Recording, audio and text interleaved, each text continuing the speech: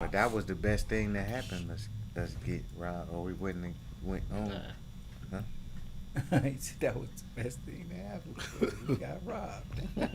It was. Yeah.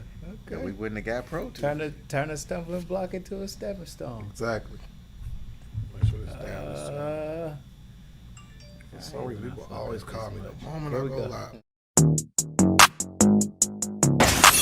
That's legendary. Yeah. And, Y'all actually won an award, the Boss Mag 2009 Ohio Hip Hop Award. Y'all won for that media outlet thing. man, I don't even know. Yeah. Like y'all won. He didn't even know he won. What'd you say?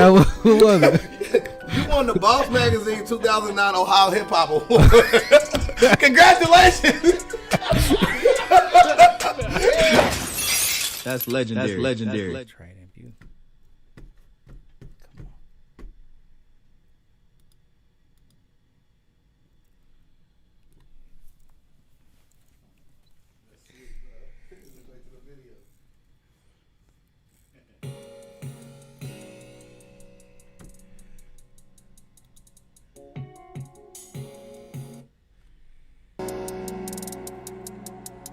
MEEZY on the I really miss my dogs, said I really miss my dogs. Really miss my dogs, said I really miss my dogs. I really miss my dogs, said I really miss my dogs. Really miss my dogs. I really miss my dogs, said I really miss my dogs. Really miss my dogs, said I really miss my dogs. Really miss my dogs, said I really miss my dogs.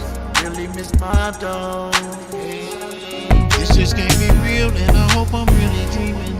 Never even told me you was thinking about leaving. Now I'm all alone, every day I'm still grieving. Down here it's so cold, nothing left to believe in. Running to Westwood, we was up to no good. Now you're smiling down on me, and you left a legacy. No more pain, you worry free. Watch over your family, I'll be there one day, you see. Can you save a spot for me? You'll be so proud of your kids and everything they did, and through you they live. You gave all you can give. I'll never stop thinking of you, and I'm so lost. Can't believe I got to live my days without my dogs. I really miss my dogs, and I really miss my dogs. Really miss my dogs, and I really miss my dogs. I really miss my dogs, and I really miss my dogs. Really miss my dogs. Really miss my dogs, and I really miss my dogs. Really miss my dogs, and I really miss my dogs. I really miss my dogs, and I really miss my dogs. Really miss my dogs. Too much going on and I don't really feel like grieving. Getting sick, so many people around me keep on leaving. Homies I was cool with, grew up and went to school with, hung out in the stew with, kick it and act a fool with. Damn, people in my circle I was close to, now they gone. R.I.P. Avery Green, your memory lives on. My dog Rodney gone, and I still don't know what happened. I was going through Facebook, I was reading about your passing, and I just talked to you. You came to see me. Now you're gone from us, I tell you this ain't easy. I miss my dogs and I was thinking about Will the other day. You ain't promised tomorrow, make the most of the day. I miss my dogs, and I really miss my dogs. Really miss my dogs, and I really miss my dogs. I really miss my dogs, and I really miss my dogs. I really miss my dogs. Really miss my dogs, and I really miss my dogs. I really miss my dogs, and I really miss my dogs. I really miss my dogs, and I really miss my dogs. I really miss my dogs. I really miss my dogs. I really miss my dogs, and I really miss my dogs. Really miss my dogs, and I really miss my dogs. I really miss my dogs, and I really miss my dogs. Really miss my dogs. I really miss my dogs, and I really miss my dogs. Really miss my dogs, and I really miss my dogs. I really miss my dogs, and I really miss my dogs. Really miss my dogs. Love you, my G.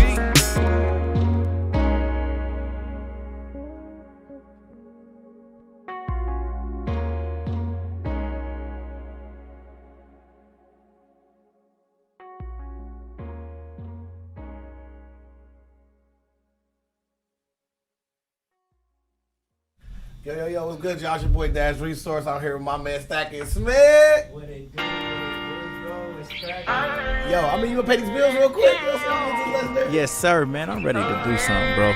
Listen, the main thing that we want to tell you guys is when you get up in the morning, they say to start your day with a good breakfast. Absolutely. So we're gonna give you a recommendation for that breakfast, and that's gonna be at Sheik's Bar and Grill on Salem Avenue. They got the best breakfast in the city. They got like some platter that's real amazing. Get chicken wings, fried potatoes and onions and eggs and French toast, and they sprinkle like strawberries on your like. Yeah, it's really good, bro. Like the strawberry ain't like strawberry jelly or nothing. They just give you some fruit, which is real cool. And then when you get ready to have lunch, you want to go to my bro, North Agnes All Natural Grill. It's on Wayne and East 3rd Street in the old Winfrey building. And they got all kind of great food, man. Jerk chicken, cocoa bread, jerk chicken bowls, rice, cabbage, and chicken cheese steaks, and brown sugar lemonade, and good old fries, and sweet potato fries. Just an excellent choice. And all of these people are brothers and sisters, man, and they're giving excellent service, and the food is great. And last but not least, if you ever get injured in any kind of way, especially a car accident, you need to go to the hospital first, and then call Michael Wright, attorney Michael Wright, at 937-222-7477.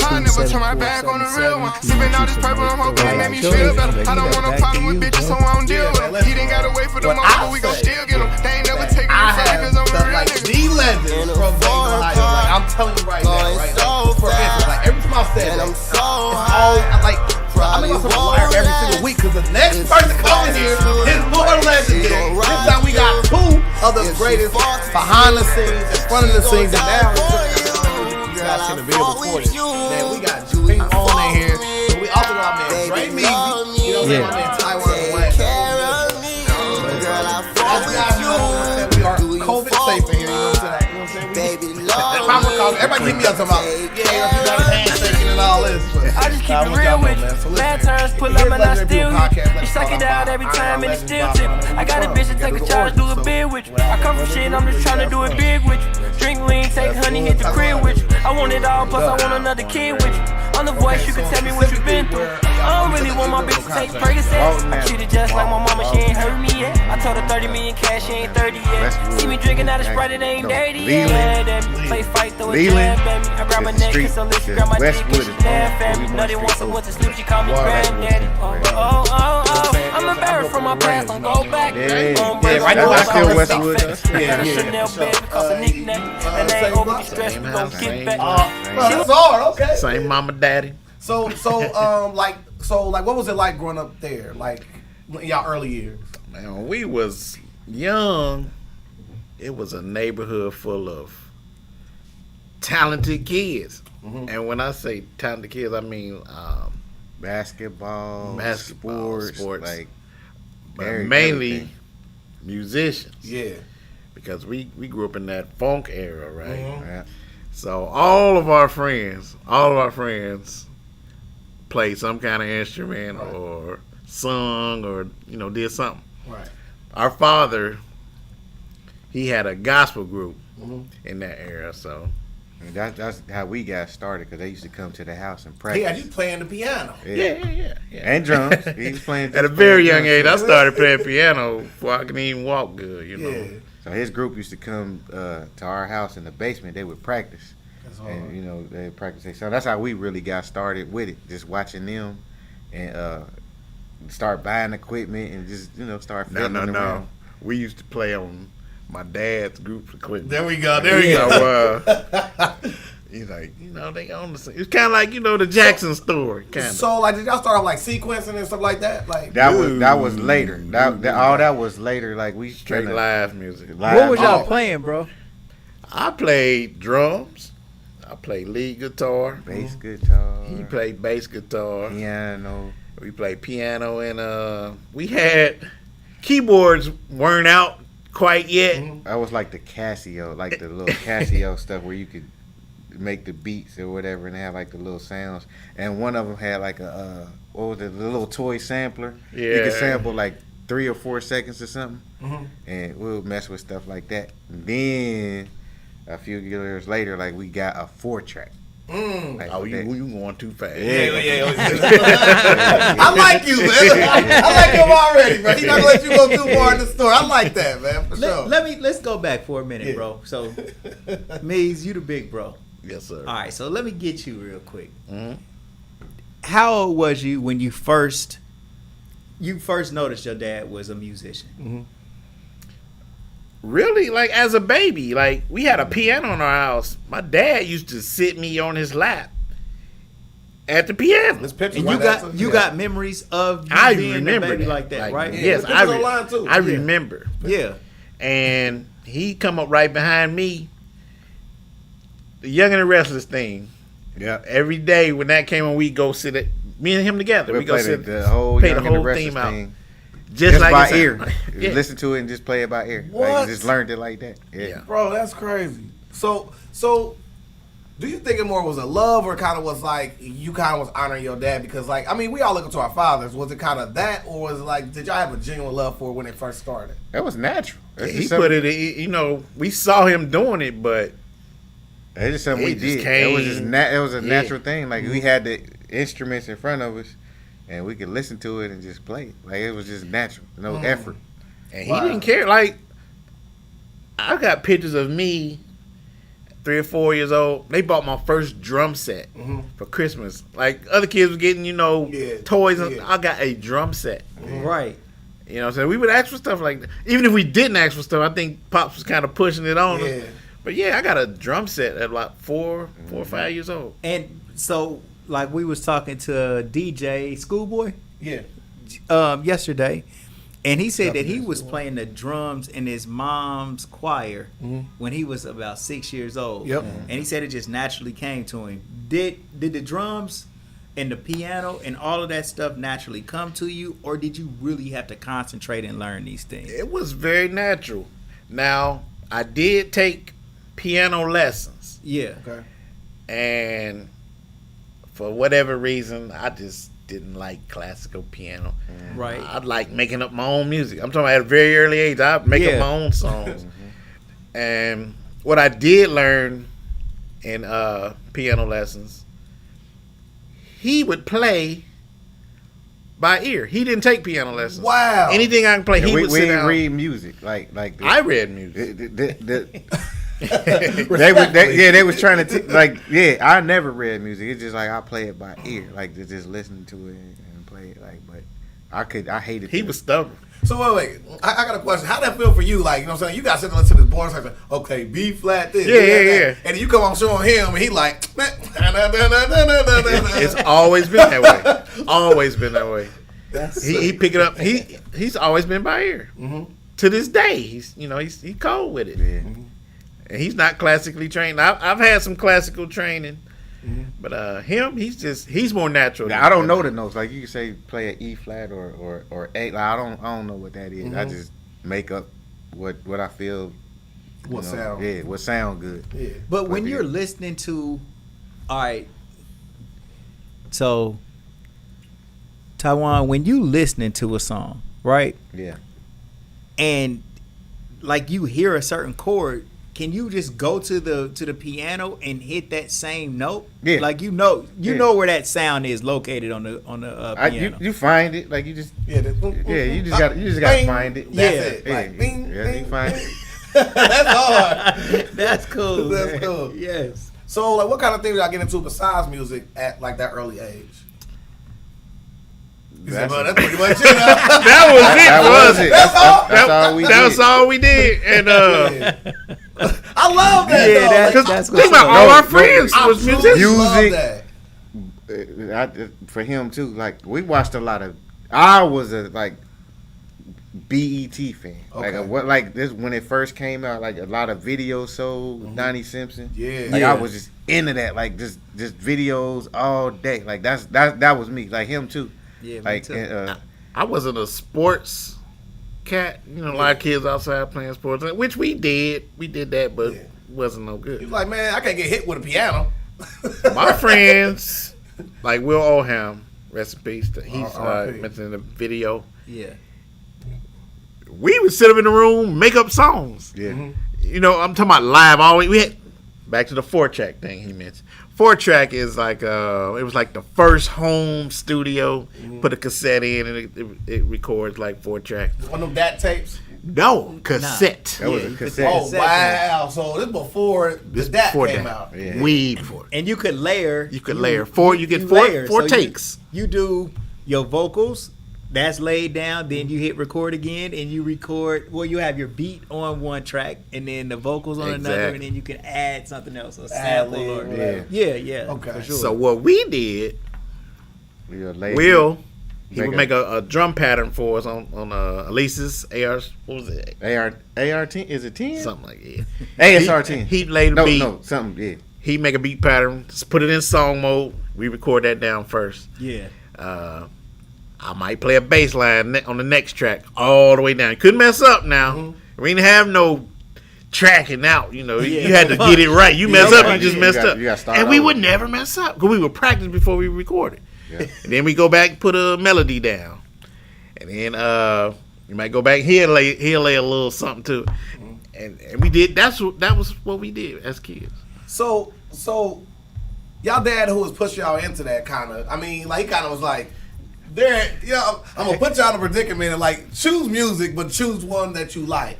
What was it like to get like your dad to listen to like one thing y'all put together? Like, that's a good what was that thing when like you finally like let dad hear and dad was like, wait a minute, y'all good. He was saying always that from the beginning. Always, From the beginning. Kids. Right. We'll be in church. He'd be like, "Yeah, my sons can play this or play that." We would embarrass him so bad because we'd make him a liar every time. Yeah, he'd ask us to do something and we wouldn't do it. We'd be like, "Sing that one song." We'd be like, "I don't know what you're talking about." Yeah. Warner Brother Frog. We would make him a liar every single time, and he started taking us around like Joe Jackson. You know, my kids do this. My kids sing. So he would take us to producers and stuff. And he said, "Sing." We would never open our mouth to it. Right. But see, what he didn't realize this till we were grown. Mm-hmm. We're not really singers, or you know what I'm saying, or performers. We never wanted to do that. Right. We always wanted to be behind the scenes. You know, like your Teddy Riley's or your Quincy Jones. Mm-hmm. Yeah. We wanted to. That was our niche, but we didn't. He didn't know how to present that, and we didn't know how to get that across. Mm-hmm. We could sing. Right. We couldn't sing. You can hold a note. Baby. So he was taking us to people, and he like sing. Yeah. We got friends that can blow. Right. He like saying, we don't. That's we not was what we the do. People that could put it together. Yeah. For the singer, like, and put the harmonies together and be like, well, it should sound like this. Mm-hmm. And if you can sing, then you know, kind of just the producers. Right. Yeah. Like, right. But we still can sing and harmonize at the same time, but not like the we couldn't blow. Put it like that. Right. Like pretty much, you guys would arrange how something should be. Arrange and then and then y'all could just hand it off to somebody who could, you know what I'm saying? Basically, you like listen to this, and then you gonna come in here and perform this. Exactly. Yeah. And he took us. How old were we? We were teenagers. He took us to record our first records. Was it 90s or 80s? 80s. It was in the 80s. No, that was the 90s. Anyway, we went to Cyber Techniques with Phil Mahaffey. Yeah. That's downtown Dayton. Pop's been back then, he spent a G back then. Wow. Damn. On two songs. 2 songs only. And they gave because having a record back then, wasn't no bunch of studio or local people putting out records, so it was only real people putting out records. Yeah, and that was the studio where my dad's group recorded their albums. Mm-hmm. So yeah, What was that experience like for you? Man, that was the best experience in the world. We thought we had made it. Yeah, yeah. I did a slow song called Lonely Nights. And he had the New Jack Swing type thing happening. That was the name of the song. Why you fronting? We thought we was about to take off on the charts. Well, we did it. Like, didn't we do that? Like, we did end up on the songs. Local Talent Spotlight. That's what it was called. U92 was it? Oh, they played it on the radio. They played it on the radio. That's why we did it because it was like a lot of people. Wasn't it called Local Talent Spotlight or something? Yeah, that's what it was. So we did it for that, and then shot them the reel, and they played it. They played both songs. They did. Yeah, they played both songs. Yeah, one time. So people back there who thinking like, okay, well, you know what I'm saying, like you upload your music to YouTube and you feel like, okay, I got 1 million views. When you get your song played on the radio, it feels like you got 1 million views. Man. It's like there's no other feeling in the world. Like I remember when I got my first song put on the radio, and it was like I called all my friends, yo, get up on it, and then like they heard like the last ad lib for the song went off, right?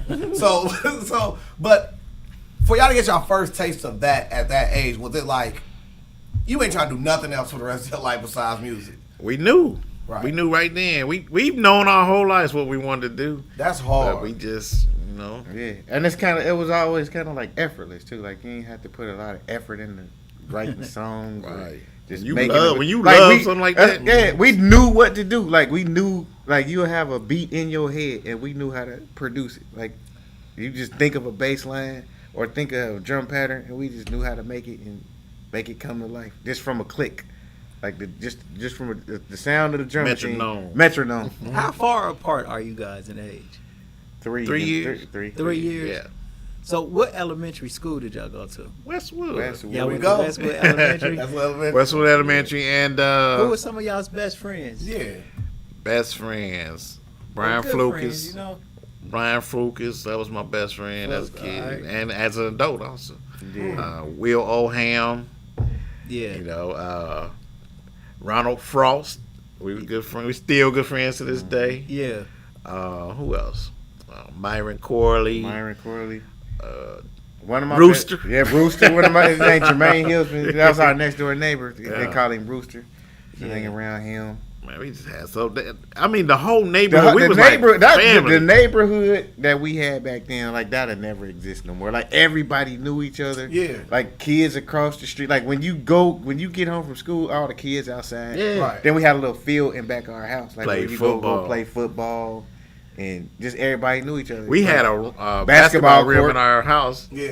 all the So kids even come if we over. was home or not, it'd be a yard full of kids and then y'all hooping. So I mean, are y'all only two, or y'all got other siblings as well? That's just us. That's crazy. So Dad really like put a bunch of stuff in play. He had music instruments. He also had a field for y'all to play. He has basketball. He had it like like man. He like, was super dope. dad to a lot of the kids in the hood Exactly. too, like because they saw what he was doing with us, and they'd come. But like if we go somewhere, like we go to McDonald's, a lot of kids be like, "Well, can I ride with y'all?" My dad be like, "Come Pops on." and take Right. yeah. Like he'd take us. Like we go Anywhere, movies. ride the bikes. They'd come with us. He would Oh, load. he He was- would he was- load bikes. he I was don't know Pops.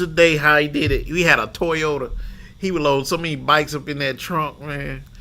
But the kids loved Pops. Was the neighborhood Pops, Right. Because a lot of kids, they would single mom, come single mom, and Pops was that Pops for a lot of them. Yeah. So I mean, it's not like a love fest between brothers all the time. But as I know a brother, because I got a brother, y'all had to have some falling outs back in the day. So like, what were some of y'all fallouts? Nah, really ain't been None. No, everybody had. What they? Ty wouldn't share. Oh, here we go. I don't remember that. I knew I'd get it. He wouldn't share his candy and stuff. That's like the only thing I mean, remember it too. Hey, I bit his Snicker one time. No, it was a cheeseburger. I don't know what it was. It I bit was a some of yours. cheeseburger. We was Man. coming from Hamilton. That's what it was. Like He you bit my knocked cheeseburger. wind out of me. Never bit nothing else. He tried to kill me. But bro, Yeah. let me ask this though. Westwood is notorious on some hustling Man. shit. Like it was some Westwood is a tough neighborhood, bro. Oh yeah. Like We're the only hoods that like we don't really have a projects there. Like so, like for instance, like they made the coast like later, yeah. stuff like that. But really, it's like how's the house? So like when you got an issue and when everybody is got a house, it's like it's a lot more to it. Like when you come from a place where I don't know, like Westwood, we feel like we come with some type of level of class. So it's like we kind of like will go extra compared Westwood? to Yeah. Westwood? Westwood was like it had love, like though it was like everybody kind of loved it because you had. But we still had. No, we still man, had some- Westwood. Okay, was yeah, gangs. y'all might have loved each other inside of Westwood, but Westwood niggas used to go and start shit with other neighborhoods, bro. I'm gonna tell you also why, because like, okay, so for instance, like I'm from Lorenz, right? So we call it Westwood, but before Roosevelt wasn't Roosevelt, that was really called Roosevelt area. So you have Roosevelt people would go to a Westwood dance and we would fight at those. Yeah. But we still was Westwood in the day. So let's say you somewhere and you from Roosevelt and you somewhere else in the Oaks and you see that same person you were just fighting with the weekend previously. Yeah. We all Westwood tonight. Right. Oh, okay. Yeah, it's kind of different. So Westwood really didn't brawl with each other like that. Yeah, we did it the dances. on the basketball court. Yeah. Like, cause they be down there. Yeah, they they be going had some hard on the basketball basketball fight. and They- football. Cause In they the had trap, a little field. in the trap house. That was later Damn, on. this though. is giving me a that was different, that was a little that's later way on. A little later. Okay. But check this out. I don't know if I'm jumping the gun. That's cool. Okay, Pops he built us a state of the art studio in the alley in Westwood. Yeah. He took our old garage, was falling apart. He took it, he made it a state of the art studio, and everybody from all over every neighborhood would, Yes. come record with us. And people were so amazed they couldn't believe nothing like this could be done to a garage. I'm talking, it was a real garage. It was a real studio. deal studio. What's some of those notable people that went through there? From here or famous people?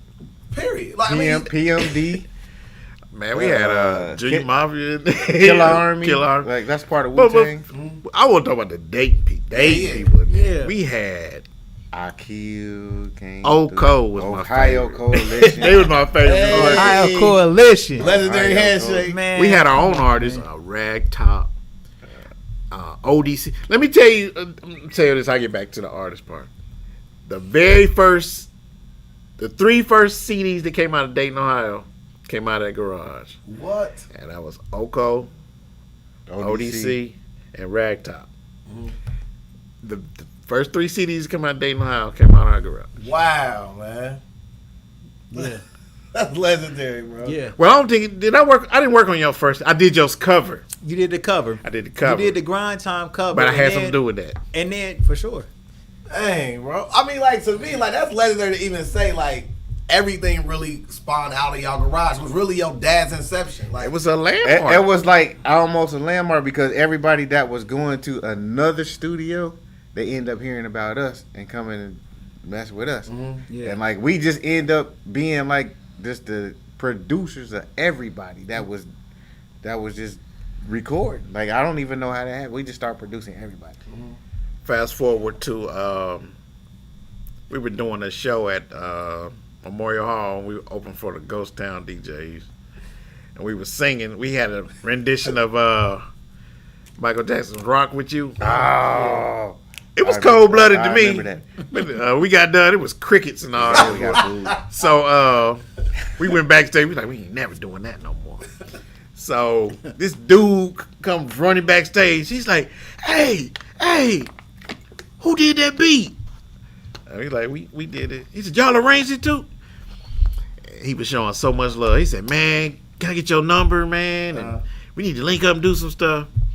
It was Mo Beats. what? Mo Beats. That's how we met. Time out.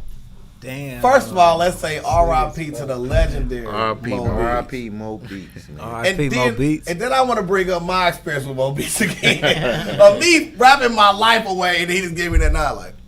And that's all I got. And he's running back. Hey, that's Mo. If he loved you or hated you, you gonna that's all he gonna give you. Man. Or bro. he'd just be like, okay. Yep. Yeah. That's all I see. So, but wait. So back to the Ohio Coalition because Smed like to fast for passes part. What was y'all first impression of Smed? First of all, I knew Smed way before music. Okay, so Yeah. let's get to there. Me and Smed went to school together, Yeah. and What school was it? this was Patterson Court. See, y'all, they said I've been a grown man my whole life. Actually, Alpha Omega Smed. Smed, we used to be the same size, same Yeah. complexion, same haircut. Yeah, that was so my we big just started brother. telling everybody we was brothers. What? Yeah. You did. So Smed was my little brother for a couple years. Yeah. And I went to school with Chill. Oh, Yeah. Up at we went to Residence Park together, and we went to Rolf together. So I Wow. knew Chill from then. Like Matter of fact, before even the Ohio Coalition was together, I think Chill came and recorded a couple songs with me. He was chill. He was chilled in. He did. Chilly beat in. So before we all hooked up, before like me, Chill, and before Chill, because we already was Ohio Coalition for real, and then Chill ended up joining our group, and then once he did that, he was like, "Bruh, y'all should go over here." He called T Tuck. That's why I call him T Tuck. You feel me? You know what I'm saying? He's like, bro, let's go over here and record. We was going to my bro Dean Hummins, man. Dean is a master, man. That's my bro. But Dean went to school with my mom. Right. You know what I'm saying? Right. So he used to just show me love because he knew my mom before she passed away. So Dean is like always been there for us. But for whatever reason, Chill was like, bro, we should go over here and get with them, get with Drem-On. So I'm like, shit, come on. Then when I got there, it was Mel. It was Jamel, MEEZY. So I'm like, what? And then it was just, man, just going over there being with bros that was my age. And they could play anything. So, like, I had production ideas that I wanted to produce, but I didn't know how to play any of that stuff, right? And so all you got to do is hum them a beat or let them listen to it, and they in it, bro. I'm talking about they busting out beats in 10 minutes. Yeah. Like while they over there arranging everything, they playing it, they getting it right. We in there, we writing. We writing to the beat that's not even made yet. They just got the drums popping and we in there writing. And by the time they done put everything else in, whatever, the bells and the whistles, man, we ready to record. And then we over there just jugging, man. And it was a perfect fit. And so like you said, like for whatever that whole atmosphere. They had made a song for us maybe before we had released our first little album that was called Grind Time. But I don't know if we was like, we just gonna put this on the next one. But our whole second CD, they produced the whole thing. Right. It was just over with. So man, those both albums was classics, man, bro. If real talk, on the man. scale of the the 5 mics, both albums was fire. Tales of the Grinders. That was the name of our album. That Dating classics. Man, that shit, man. I'm telling you, bro, we got a song called Fresh About the Pen. That's classic right bro, there. This might be the hardest song anybody done ever heard in their life, bro. Real man, talk. And to this day, tough. I ain't heard nobody sample that. I haven't either. I ain't heard Nobody's done it. I ain't heard nobody dope. We ain't even gonna say what it is. Nope, don't tell them what it is. Matter of fact, that's so a dope dope. idea now. Right. Like now. Bro, they played this. We got this other song called Fat Nigga. And it's a combination of these Fat Boy beats. But we replayed this shit, bro. And like anything about a song that we don't like, we'll remove that little part. And just hit them with bass lines and drums, bro. And our shit just rocked so hard, bro. I'm telling you. I used to love working with them. Yeah, man. Yeah, bro. Just the engineering side. And then they let you get hands on with it. Like, they'll make it, but if we like, bro, take the strings out right here or bring them back in, they like, okay, cool, So it was. They used to do the breakdowns like on the keyboard when they be like Yeah. on this part We had to because you had to do it yourself. Like there wasn't no Pro Tools, and then like if they want to drop the beat, like when Smed might want to say something like you got to actually do it by hand. Like what? Yeah, you got to do it by hand. We was good at it though. Oh yeah. I'm telling you who was cold at it was Dale Postel, Depot. Yeah. He was the I was the engineer, but he was the co-engineer on the ODC stuff. But he was good with the punch in. Man, I'm telling you, it was an art to them punch ins. Like I said, you couldn't mess up back then. You could not mess up. Yeah. Right. And all that practice that y'all had when y'all were kids with the 4-track. Yeah. It was preparing you for what you would be able to produce later when y'all had y'all's customers coming in. Yeah. But guess who introduced us to the 4-track? I'm going back just a little bit. Yeah, come on. Mr. Hall. Mr. Hall. Our music teacher. Wow. Was working with our dad on some records. And my dad came home with a finished record. I'm like, you went to the studio? He's like, no, I did this at Hall basement. I'm like, the basement? Like, you did full records in the basement? Yeah, it's something called some kind of track machine thing. So Mr. Hall was our teacher already. So when I talked to him, I was like, "How'd you record our dad like that?" He's like, "Something called a 4-track, life changer." Wow. Life change. Our life changed right that moment. It's like we could make music like that because at home. Really, with a 4-track, you're capable of recording more than 4 things. You just gotta mix it down. You gotta bounce it back. Bounce it down. Yeah. Like for instance, so like you could bounce those 4 down and then making that one whole track. And then Yeah, you go back exactly, and exactly. Yeah. So, I mean, shit, if you want to put in that work, you limitless, man. You can keep it popping. Which also benefited you when you were making like like graphic art and stuff like that, because it's still the same process of doing that. So it's kind of like y'all learn on the fly, and y'all also keep y'all ears to the streets for the new things that's coming. Right. So like, when did y'all start phasing out stuff? Like, was it more or less like when it was needed, or when it was like you heard again that something was coming? Because like you know how like you would start off with the 4-track. What did y'all move to next? Real to real. Mm-hmm. That was 8. And we moved from 4 to 8, and it was a reel to reel tape machine, Fostex, yeah. And we thought we had the world in our hands with 8, 4 more tracks. That's all it was. But we also got introduced to mixing boards, so. With the 8 tracks we can separate them into the mixer, and yeah, man, it was from the 8-track. Where do we move to? The DA-38 high 8 tapes. High 8 tapes. Yeah, high 8. But we But we also had a keyboard that had the keyboard had 16 tracks on it.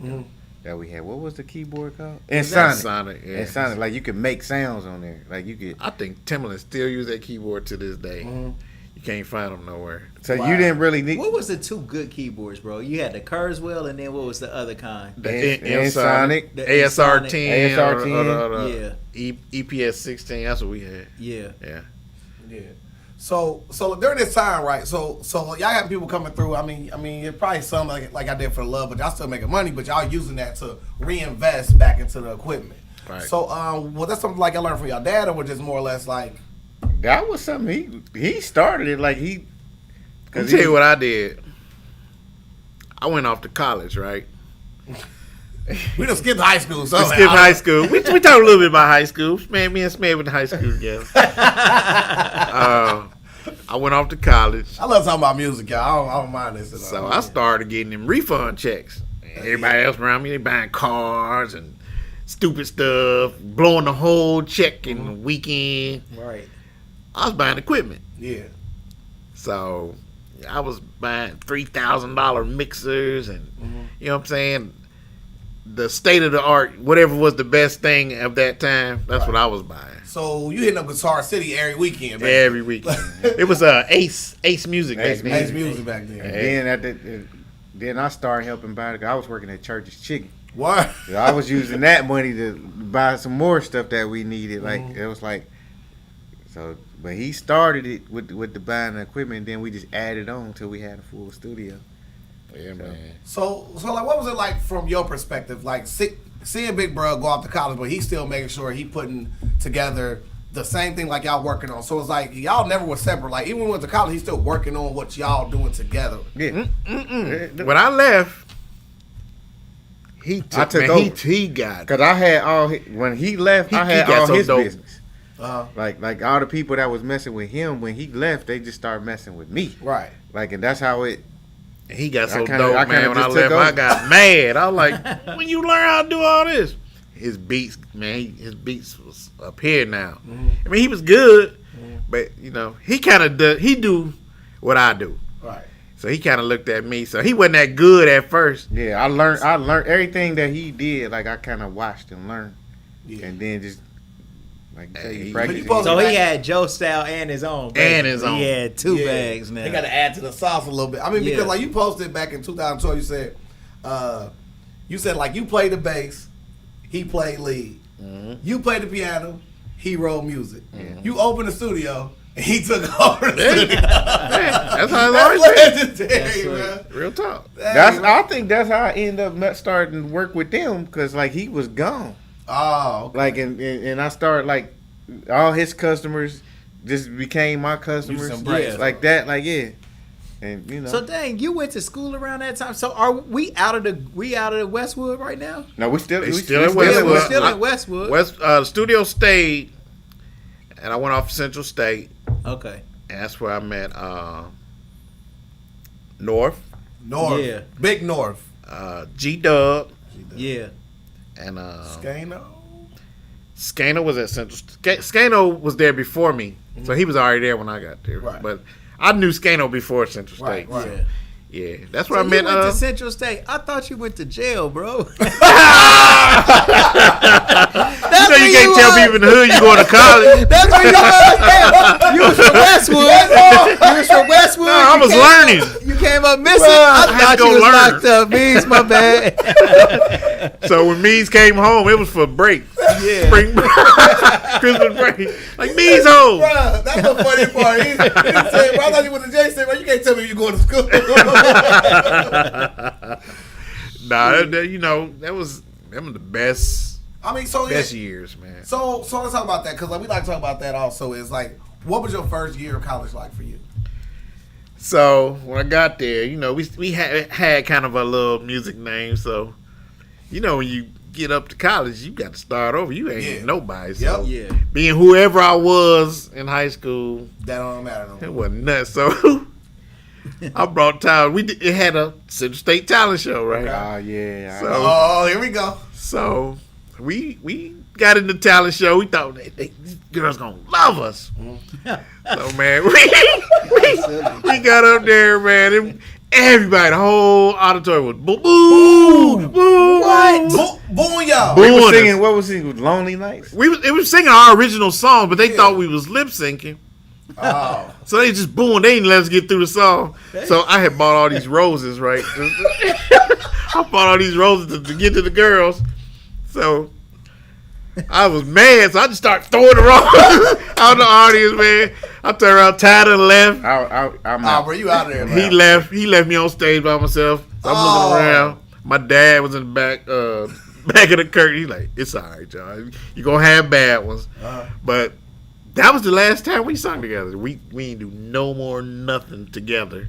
Wow. We were called One Dream. Taiwan, Drem-On. Oh, D-R, Yeah. One for his last three letters. Yeah. Dream, D-R-E-M, Drem-On. That's when yeah. That's when I knew, I knew I started getting into rap then. Yeah. Like, 'cause I ain't want to sing. Like, I ain't like to sing, like, perform. I'm like, I don't want to perform because I was kind of shy. So I started trying to learn how to rap.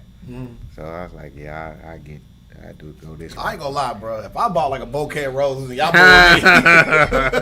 Hey, man, I hit one girl in the head because he had them things on the end. The water thing. Oh, yeah. So that girl was so mad, man. She met me after that show, man. That's one of my most embarrassing moments in the industry. But yeah, we got through it. Mm-hmm. So I mean, y'all in Westwood, y'all got like a studio that's popping. I mean, y'all had to have a situation with street niggas, right? So the majority, man. Yeah. So I mean, pretty much everybody thought we was hustlers. Yeah. Because that's all we dealt with. Right. We in Westwood, middle hood, in the alley. Right. So our neighbors saw this traffic always at our house. Million cars parked in the alley, million cars on the street. Yeah. All this traffic going in and out. So we had out front smoking. And so the cops, we got the cops call on us so much. We actually had to take the cops in the studio. We had to show the cops. To show them what we was doing. Like, we not dealing drugs. They get, we getting complaints over here. And so I'm like, nah, we doing music. Come on. So once they y'all came took in, the cops in the spot. we took them in. Because they kept getting, the people kept calling them and they thought we was thought it was a trap. dealing some dope or something. So we showed them what we was doing. And they was like, oh, this is cool. And like they was blown away to see. I'm talking about it. I wish I had pictures, man. It was a real live studio. So the police was so blown away, man. Plaques on the wall. They looked out for us. Yeah. They looked out for us. Sometimes they would be parked, like, in the alley. Like, just the police would kind of watching. Like, if we leave, like, if we gone, like, if we family go on vacation or something, like, the police would, like, be in the alley, like, just kind of watching. Yeah, they kind of looked out for us. It was a landmark, man. 809 Walton, that was a landmark. So tell us some of the plaques that's on the wall. So well, the plaques was, it was dating plaques. Okay. Yeah. You know what I'm saying? I made my own plaques. Oh, okay. I mean, Of course, Ty did the first few D-Cut mixtapes. They make the mixtape, the one that they. I don't even remember the names of the mixtapes. Like I don't even know how I ended up meeting them. Like, but they end up coming. I don't even remember the story. Reddy but was like, in D-Cut then. Yeah, Reddy was in D-Cut. I was cool with Chaos anyway. Like they came through. The mixtape that they did, that was the one that blew up. Like they did it, and I just started hearing it all over Dayton. Like I'll be at Burger King or just anywhere. I just started hearing it. And they started getting a buzz. Flip Side, that was our friends. Mm-hmm. You know, Ronald Foster, remember I said my childhood friend. Yeah. Who else we had? Chemistry. They later on signed with Rough Riders. Who didn't we work with? I mean, y'all was working with everybody. Everybody. North, y'all did Everybody. that whole politician. The politician we had, Politician. Faceland, which is, I'm reconnecting with my boy North. right now. Yeah. North. Yeah. He had this cat named Newt. Newt, man, He was the best. We thought he was the next, Jay-Z or whatever. He was cold with it. He went to school with us at Central State. Okay. So North introduced us more to the East Coast. There we go. You know what I'm saying? Because we was, before North really, we was doing the Old Coast style music. We was doing the, we were doing like Kind of Tupac. Midwest. Yeah. Kind of the Westwood. I mean, I said Westwood. Midwest is really influenced by West Coast. Exactly. Yeah, They influenced by us. Yeah, of course. Yeah, I mean, yeah. it's legendary handshake. Yeah. Legendary handshake. So They ride Dayton's. Remember that. So, fast forward just a little bit. Like I said, I went to school with G-Dub. G-Dub had Tall Entertainment. yeah, there we go. He had a group called All Around Incredibles. Yep. And they sound was like totally East Coast, Yeah. Shout out to my boy. Shout out to G-Dub. Q. Tall Kwame. man. Tall My man. my cousin Alan Spears. Yes, sir. Yeah, they was all messing with that. So they held some auditions at What was it a called? record store, wasn't it? Classic Records. Or was it Classic Records? I don't remember. No, it was Hip Hop Culture. Yeah. Hip Hop Yeah. Culture. They did some auditions there. Then they did more auditions at Mo's studio. And we were there the first time we were at the studio twice. That's another story. So from that audition, they picked up 275, Dee Dee, and Rob Jackson. Yeah. So they was also auditioning, producers. Right. So we let them hear some beats, and Rob Jackson got on the beat. 275 got on the beat. I didn't have nothing for Dee Dee. And the very first beat I think I did for him was it Monday Night Football? I think so. G-Dub gave me an idea. He's like, what can you do with this? And I brought him back to Monday Night Football. He said, hey, who you messing with, man? You signing somebody? I'm like, nah, I ain't doing nothing. He said, you want to be our in-house producer? I was like, yeah. Just like that. Never charged him for no beats or whatever. Wow. Never, I was just happy to be working with them boys. Man. They was cold-blooded, man. Yeah. DeMarco, Snipes, Rob Jackson, That's Dee how I Dee. learned how to rap, listening to them. Cause I was slowly getting They into rap. and a lot of people say they good, but the acts they had, they were phenomenal. And yeah, man, they was just great to work with. Man. Polished. Polished, bro. Polished. Like DeMarco had been in school and he kind of like came home. He went and finished school because DeMarco told this story too, but from his perspective. Yeah. When he was here and did his interview. And DeMarco was always an artist, man. Yep. You Yeah. know what I'm saying? So I think he made that transition from the like painting, art, and drawing to being just a creator with music, bro. Just a lyricist. And you it's know? crazy that like his cousin, his blood cousin, is the opposite way around. Like where he literally loves music and now he's an artist. Like Yeah. Shout out to Teleferro. He actually just gave Jeezy a photo of him and his mom. Well, like he painted it or whatever, and like and like Jeezy done reposted and everything, man. So man, like it's some legendary in their DNA genetic code. Period. Man. So how was it, bro, to actually find going from just producing for everybody, right? But now you kind of found a home as an in-house producer. And was we still in Westwood at this point? We still in Westwood. Yeah. I had my boys fell out with me, man, because I had my own artist. I had Ragtop. Yeah. I was messing with T.I. His name was T.I. back then. yeah, I had that in my. So with that. I kind of left. You know what I'm saying? I started messing with T. Heavy. You know, we traveling and doing all. Yeah. So my Drem-On crew, Yeah. Juan Allen Ragtop, Herb Booker, Yeah. and Ty, my brother, you know, they really wasn't feeling me doing that, you know what I'm saying? And I had always said, like, you know, it ain't like that. You know, I'm going to come back and get y'all, you know, Yeah, you was just going to kind of get your foot Yeah. in the door to open it up and bring it. Yeah. So they had bad feelings about me for that, you know, that period.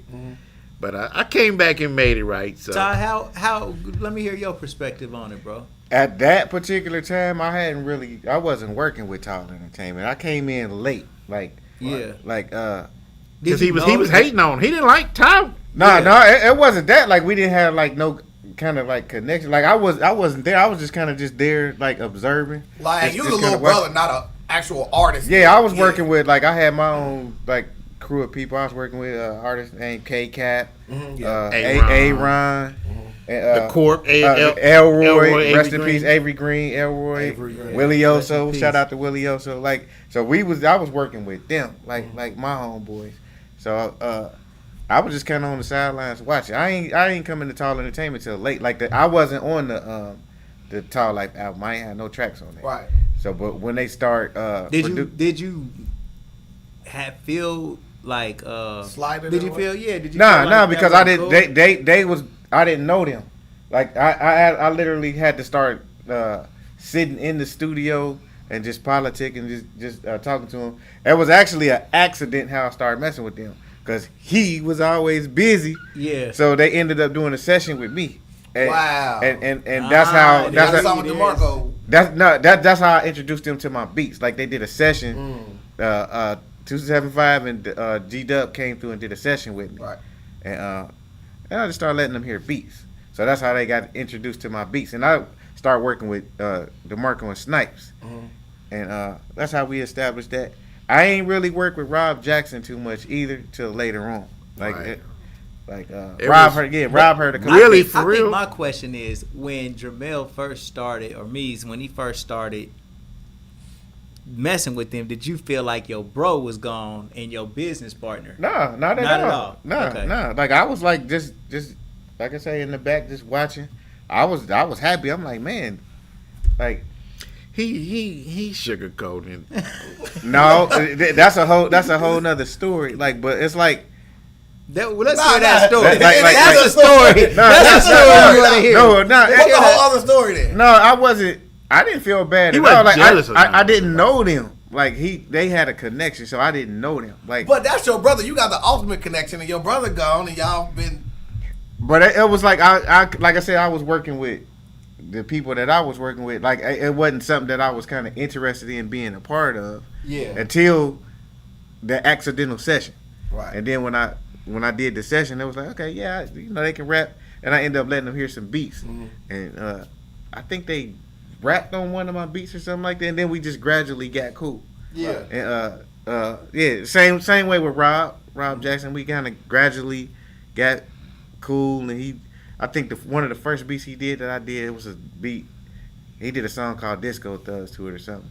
Then he started doing a little more and more, but that was a slow process, me getting cool with them. Like, Right. that was more, they had more of a connection. Right. So 275 gets signed to Koch Records. So, I mean, are you cool at this point in time? But it took a while. That was like, it took maybe 1 to 2 years to get in good. Yeah, like, because they was kicking it and traveling and all. I wasn't a part of that. Like, so it just took a while to get in the mix. And they was, going. Did you feel left behind in some type of way? Not at all, because like that was more of Like I said, I didn't know them. Right, and I think what Ty is saying is, look, he was taking care of his own business. He was doing his thing. Yeah, like I had Big Bro was going up there doing his thing, and then when Big Bro went off, he wasn't feeling no type of way because that's gonna always be his brother. And from what it sounded like to me is, what I did feel, here we go, like a certain type of not in a bad way, but when that Monday Night Football took off, I was kind of like, oh man, like they doing their thing. Yeah, and it was kind of like, all right, like, but at the same time, it's like I didn't want to, I ain't know them, and they wasn't. You know what I'm saying? To me, okay, like for instance, I'm saying I have a brother, right? Yeah. And if, for instance, like me and my brother had done music together, right? And if I like got signed to some record label in Faction and I was traveling and stuff like that, my little brother would expect like I'm right here too. Like he would want me to pop the back door open the moment I got in there as well. Yeah, it was a separate thing though. Like I said, I was producing, like I said, he even started producing my artists, like Ragtop. So that was like this is my best friend, right? Also, so he told me, he felt the way. We joke about it to this day, but I came home, off, doing whatever me and T was doing, fresh off. So fresh off, smell like new money. Ty, little brother, how you doing in this? How you doing in this garage over here? so he, but don't look at me like that is how it sounded. I'm being silly, bro. Yeah. So they was letting me hear the work they was doing. Yeah. So it probably came off like, hey, but it wasn't. Right. I was just being real. I'm like, nah, that ain't the stuff they was doing together. Like, nah. But since I'm doing this other thing, they're like, man, forget him, man. Yeah. So like you have. Yeah, like I'm somebody. Like I'm somebody. You made it. I'm like, nah, ain't me. Like I'm just saying. Wait for me. Like we gonna get back to our stuff. But let me ask you this. Let's reverse the game real quick. Did you, Meez, feel some type of way because now your best friend and your brother start making music without you? That's probably yes. Okay. Yeah. See that? Because me and Kurt were like Snoop and Dre. Mm-hmm. Yeah. And we were, Yeah. We did, so many songs together. And then, I felt the way. I ain't gonna lie. Yeah. I felt the way. Because, both of y'all, like, y'all been making stuff together for all this time. Yeah. And y'all haven't, I don't know, y'all probably had established the fact that y'all was business partners, but since y'all was brothers, y'all might have just been doing this as a natural thing. Man, a little bro in here working. Right. Y'all was in a group, but y'all still brothers, even if y'all ain't gonna perform right. no and that's more. how I looked at it. Yeah. Right.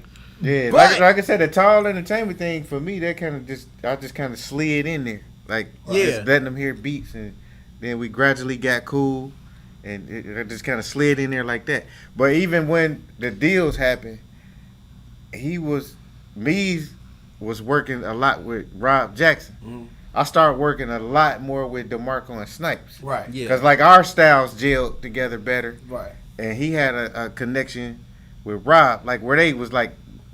Timberland and you know, like they had a 2-man weave going in. Yeah, I gelled better with DeMarco and Snipes, like my beat styles, and I started getting influenced like by Bad Boy and the Hitman sound and all that, and we just gelled.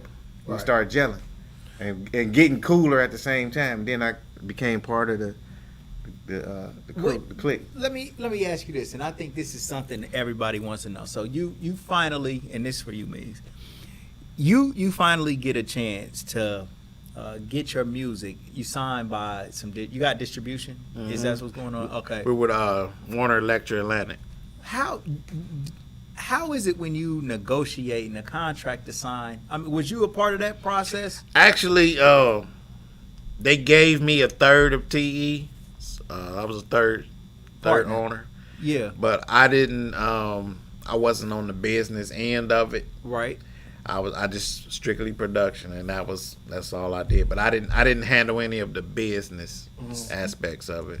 But so understood. But when they go in and they negotiate some type of deal for distribution, Do they give you guys funding in order for you guys to ramp up your production or spend money on promotion, or how is it? How does that work? The deals we had, we were trying to do like a no limit type thing, cash money. So no money was involved. Really. Right. They would put us in all the stores, distribution around the world. Yeah.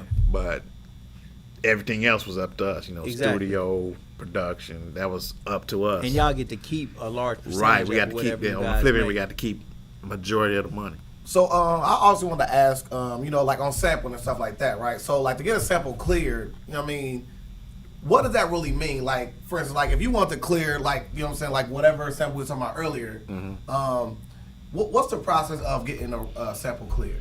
You have to find a publisher of the original song first. You just have to find the contacts for that company if they still in existence. They give the yay or the nay, and then they set a price.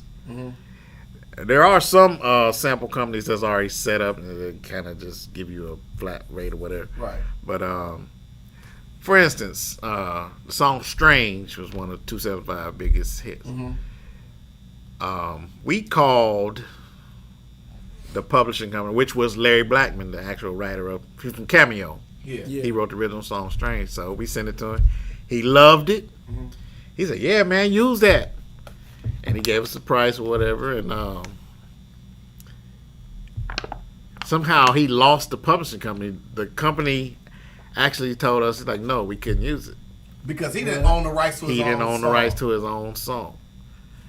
So whoever's the publisher of a song is the owner. I didn't know. So is that why? So we had to. That's why we had to rewrite the lyrics. We had their lyrics. We had to rewrite the whole hook because they wouldn't let us use it. That's why. Okay, I didn't know that. Yeah, that's exactly why. Yeah, the whole hook was totally different. We rewrote the hook. We used "Strange." There, we used the Cameo version. Yeah. That's how I like it. And they said no. That's the reason why. Well, they said they wouldn't even sell you a sample clearance. They didn't like the song. That happened twice. We had another song called "Dear Streets." It was Atlantic Star. They just flat out said no. Ain't no way. Nope. Can't use it. That's crazy. What was the sample? Closer Than Close. Was it a? I mean, It was a hit for Atlantic Star. But I mean, is it a? Dear Streets is it a was white artist or a black artist kind of thing? Atlantic Star. It was a black soul group. Yeah, like Midnight Star. Atlantic Star. Yeah. What's the rule on Sample. playing it over though? And Change some interpolation. keys. Don't play it. You the still got to exact pay same for way. that. If it's too, you still got to pay for that. Oh, like the Robin Thicke. Yeah. Yeah. Yeah. That was If it's too too that was close, too close. you though. still got to. Yeah, you got That to pay was for that like- too. Same thing. Wow. So you're not getting away. You catch this sampling, and you ain't really going through the motions to get that clear. They gonna find you. So I mean, I want to fast forward too much, but since we're still on this topic, so like, how do you feel when like people are using like, for instance, like nowadays, if people gonna make beats now, they can just download a Dr. Dre drum plugins and stuff like that. Do you still pay for those, or is it? They made them. Yeah. They made them public use. Okay. Oh man. Okay. Which I was talking to Smith earlier, man. I quit for a while, man, 'cause I started hating on these new producers. That was the downfall. Like we both kind of chilled a little bit. Fruity Loops changed the game. Yeah. You know what I'm saying? We've been classically changed. We playing, making, like you Sampling said, from on scratch. the spot. And taking money out your pocket, taking money out of your. Nobody want to pay for going into- beats no more. That's what the people that would come see us would want. Like the Fruity Loop type and MIDI. It changed to like the MIDI sounds, and Like, man, I we play. wasn't doing that. Yeah. Like and they. Y'all are physically playing. Yeah, the whole sound changed. So It they was like- started, we was getting money selling beats, selling music to people, original beats, tailor made, whatever you want. They go snatch a beat off YouTube now. Yeah. No money down. Wow. So that killed the game. That killed our game. And I was a hater for a long time, man. I ain't gonna even lie. It was hard to get into that too, like just the Fruity Loops and the Take other a beat stuff break. because we did it from scratch, like with the keyboard, like so it's a whole totally new sound, Right. and it was kind of like we got lost in the sauce a little bit, like so that's why we kind of backed away. And it was like people wasn't wanting what we had no more. They wanted this sound. Like, yeah. I attribute that to like Cash Money. When they came out, they started wanting more of that, and Cash Money, the Jeezy, and man, it was like, man. So we kind of chilled, we kind of fell back because we sampled a lot, right? So we was. I mean, to me also. Oh, go ahead. Well, I was just gonna remind everybody that we want to just give our sponsors just a shout out. Sheik's Breakfast. If you're hungry for breakfast, make sure that you go to Sheik's. They got the best breakfast in the city. Absolutely. I like the French toast platter, and it comes with 2 chicken wings, which is amazing, and French toast and eggs. You get them made any way you want, and fried potatoes and onions. And they even give you a little bit of fruit on the side, and it's just delicious. It's the best breakfast in the city. And my brother, North Agnes All Natural Grill, on the corner of North Main. No. On the corner of East 3rd and Wayne. Yep. Jerk chicken, cocoa bread, and brown sugar lemonade. They right there. It's a great place. It's in the old Wimpy's. And if you ever get injured for any reason, go to the hospital, especially in a car accident. Go to the hospital and call attorney Michael Wright at 937-222-7477. We also want everybody to like and subscribe to our YouTube channel. You can watch all of the Legendary People podcasts on our YouTube channel. We got Binge Watch Mondays where you can just go in and watch all of these interviews from the legends from the city. So make sure, like, subscribe, ring the bell notification so you can get an alert every time we drop a new video. Next week we got might have Peso, might have Coach Hoskins, or either Shawan Fry coming in on Monday. So we'll have a show on Monday. Tuesday we got my cousin Skeeter Fly. Yes. He Ohio Coalition, and he going crazy on Facebook every day.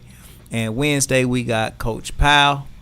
And Thursday, who we got? Peanut, you remember? I cannot remember Thursday. We got somebody on Thursday. When I do the rundown again, I'll double check. But we got a good show coming next week, man. I like that. Coach Powell is a real legend. I'm sure everybody want to hear. So everybody make sure y'all tune in and stay with us. And Peanut, back to you, bro. So now I'm gonna make y'all laugh because I got a question, right? So in my research, right? Like I had an actual event going on. It was called the Legitimate Music and Loch Ness Promotions, the Drem-On Productions, where I had it's called a Family and Friends concert. What the hell is in a dream? What the hell is it called a Drem-On mixed drink? Man, I don't know. It was $4. This guy named Loch Ness, DJ Loch Ness. I remember DJ Loch. Yeah. DJ Loch. He put that together, man.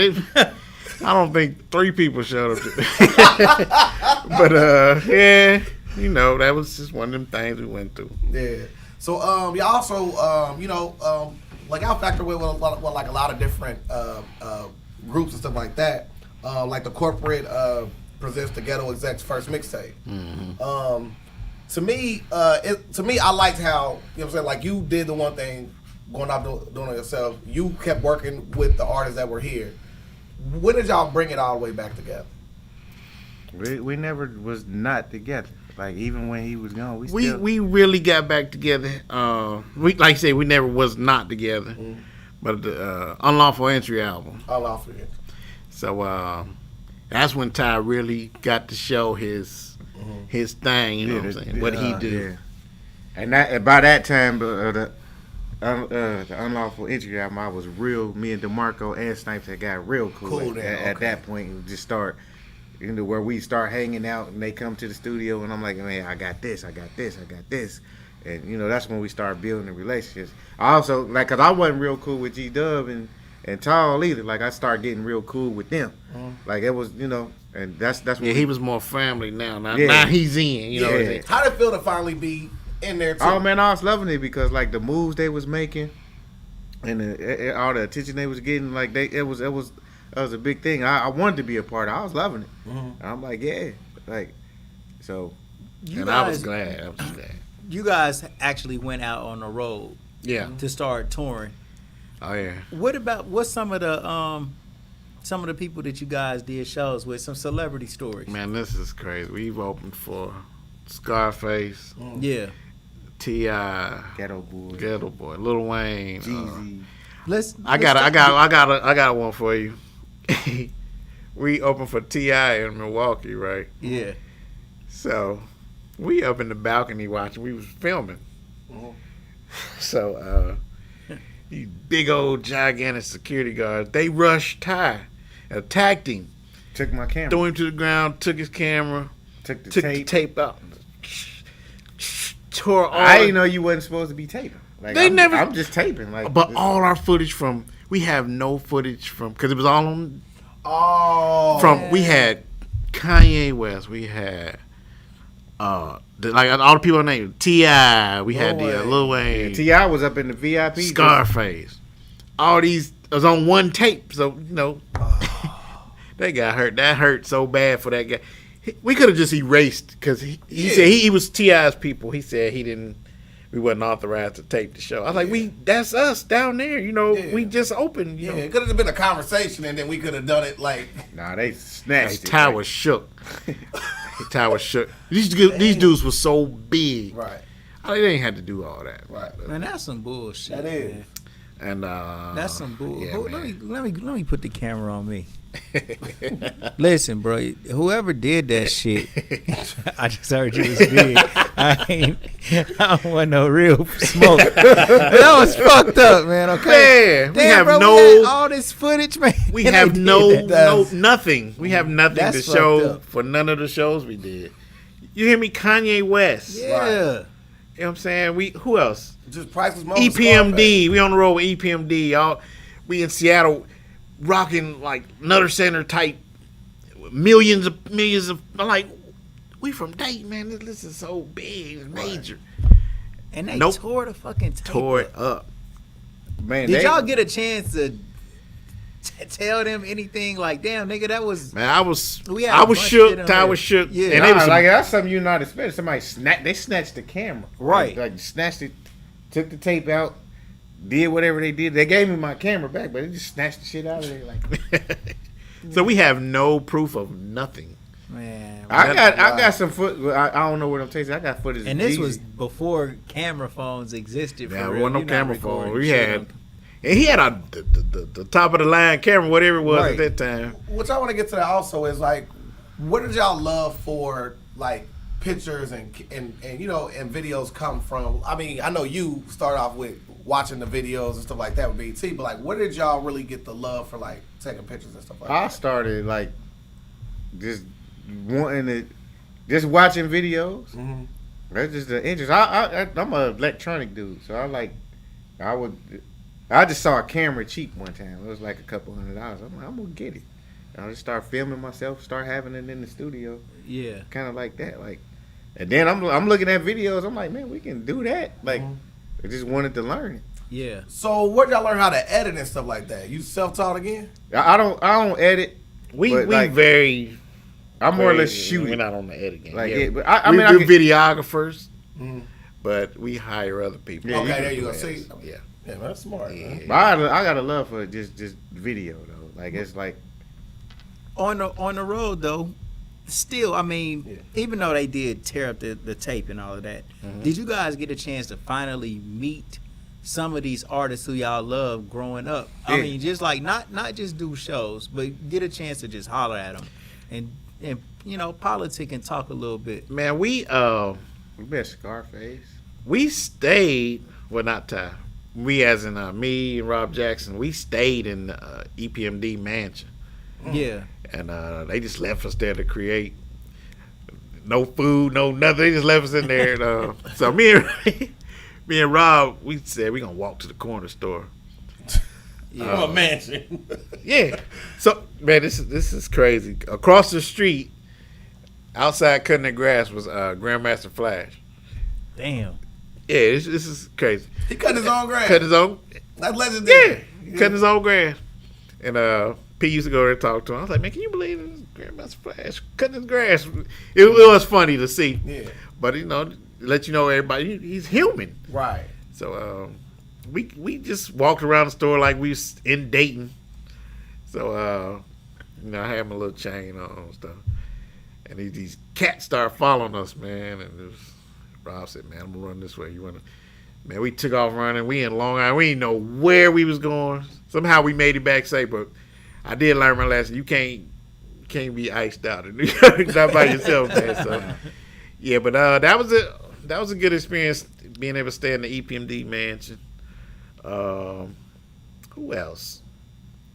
That's the only close. Yeah, y'all was on the road with Scarface too. I mean, just doing all of these performances, just opening up for all of them people, bro. Like, how was DeMarco?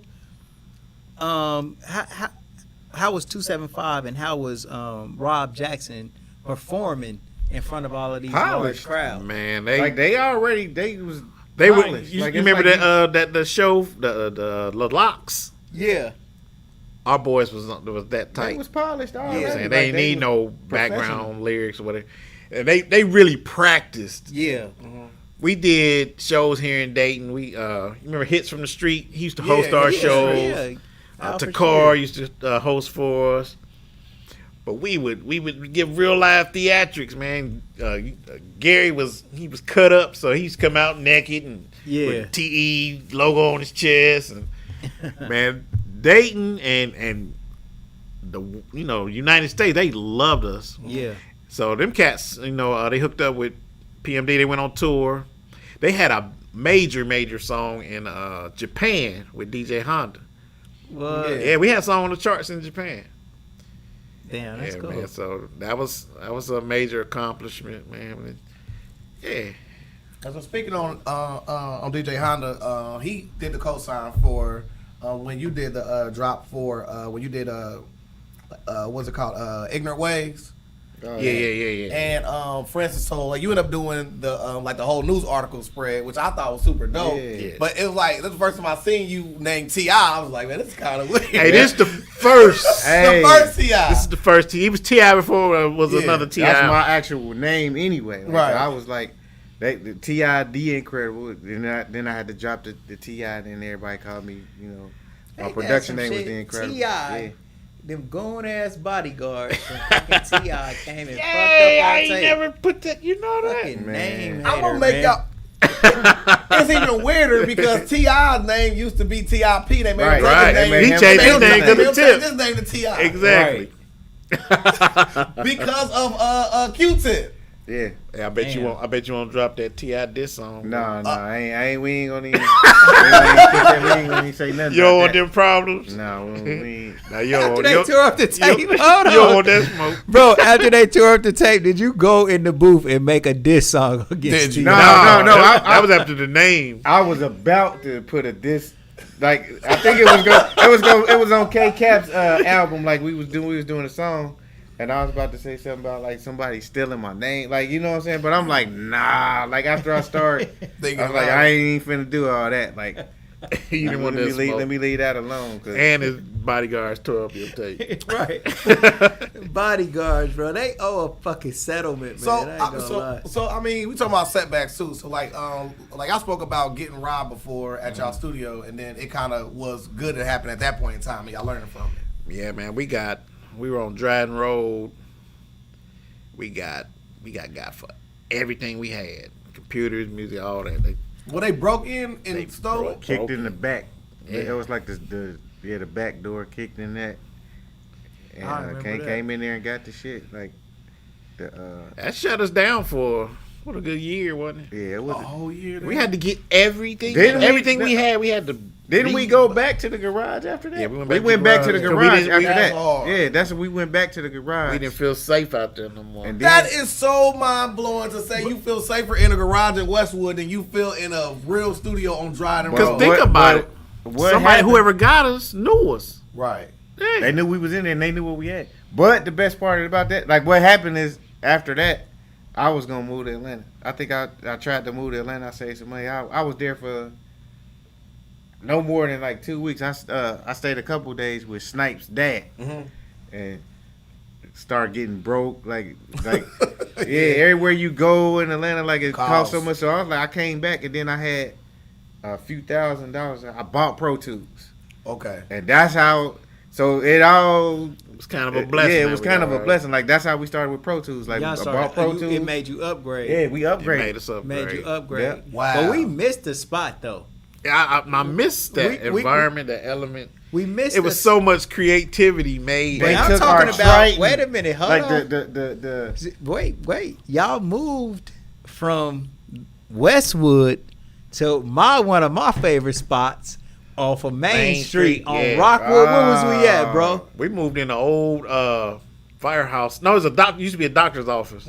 Yeah, that was Maine. Maine Bro. was jumping too. Man, that studio was real major, bro. and the Yeah. Like, booth. and it was like they had their own thing, and I think back then, like, we maybe could like, because we wasn't at Pop's house no more. Yeah. So we could probably smoke outside a you little was- bit more. I didn't care if you smoked in there. Yeah, or we might even smoked inside. But I was always like aware that we had studio equipment, so I used to hear. Yeah. I Smoke wasn't would playing. I mess wasn't up playing the- by my equipment. Yeah, I used to hear smoke would no mess up the smoke. equipment, so I didn't want to do that. But we could at least get high outside Right. and Yeah. come in, Right. and you know what I'm saying. They help with the creative process. Oh, I yeah, didn't know for y'all sure. came to that one. Yeah. Right. I was Yeah. there. I was there. But a that lot. was like short lived. What was it, like a year? 2 Yeah. years. About 2 years. Yeah, but I used to come though. I mean, for Yeah. sure. I remember that. Yep. So- and then we moved to Dryden. Yeah. Yep. So, like you spoke off camera about you stealing the settings from Gary.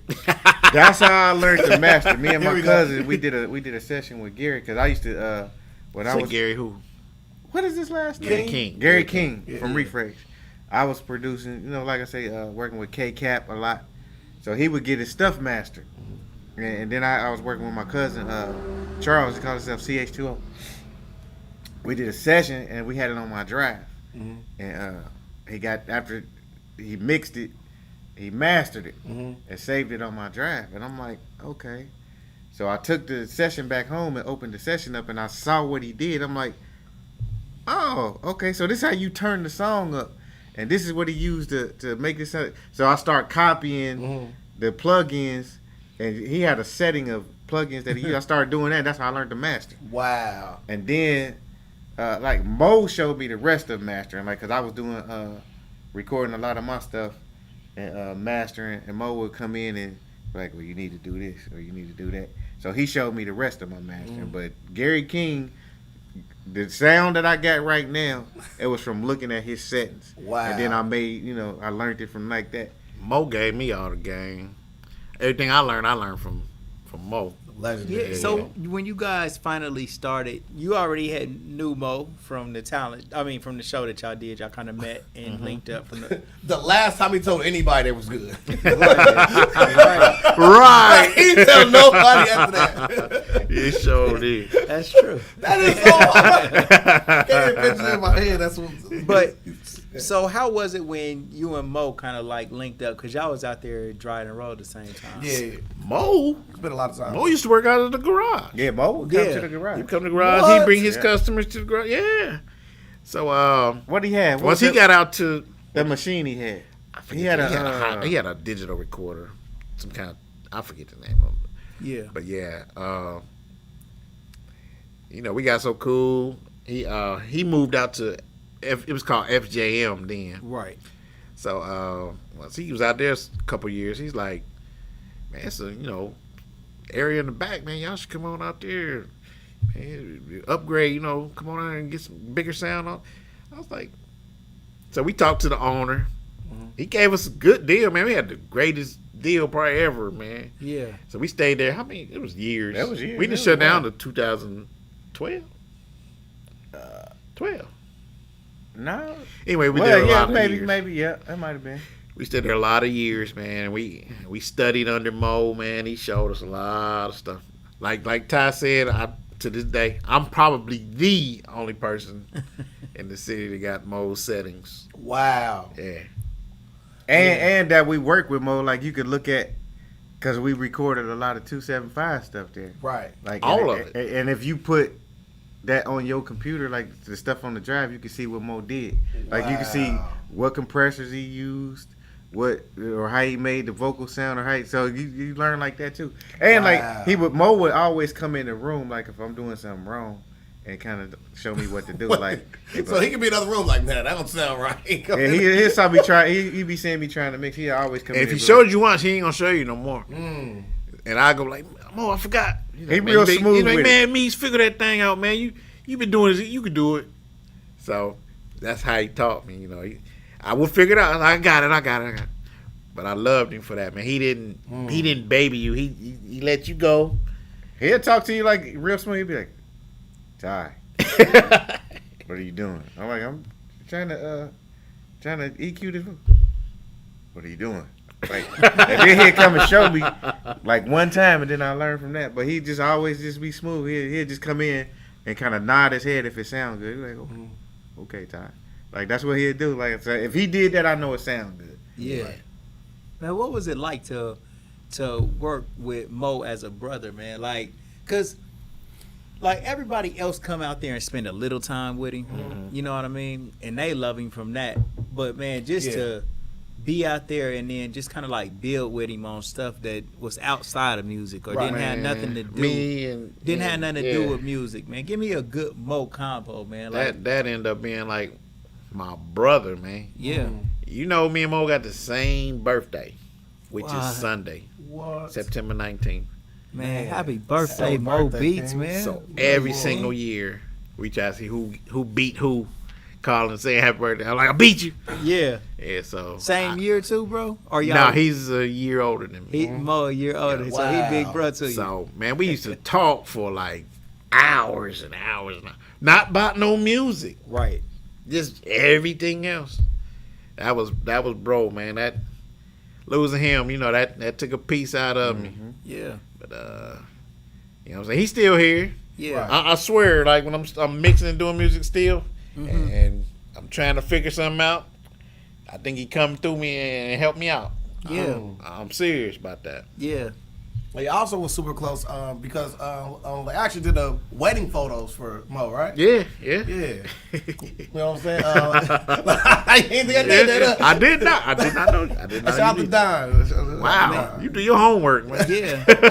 Don said that she was gonna actually come through the show. Absolutely. And chop And it Don, up with us, man. Man, I'm so proud of Don. She kept that business going, man, and she doing, you know what I'm saying? She keeping that man's name alive, and she doing an excellent job. Shout out Don, sis, love you. Yeah. Keep doing your thing. If you need anything, we got you. Man, shout out to Don, man. Don, we gonna get you in here. Absolutely. For sure. So, Foul Language 2 drops, and then you finally change your name, right? Yeah, Foul Language 2 was the beginning of Taiwan Dwayne. Right. Like, and I took the Incredible off of it too, because Right. I started seeing that. Like, it's some producers called The Incredibles. Yep. And then like Nick Cannon had The Incredibles, so it's like Incredible. Yeah, so I'm like, let me just In the you can't- cartoon. Yeah, I'm like, I just use my real name. Like, so like it can't. So that was the beginning of the Taiwan Dwayne. So, how was that received? Because, like, for instance, I'm saying, like, when people change their name, like, for instance, when you go from Puff Daddy to Diddy, you know what I'm saying? I mean, he's bigger in, like, that aspect.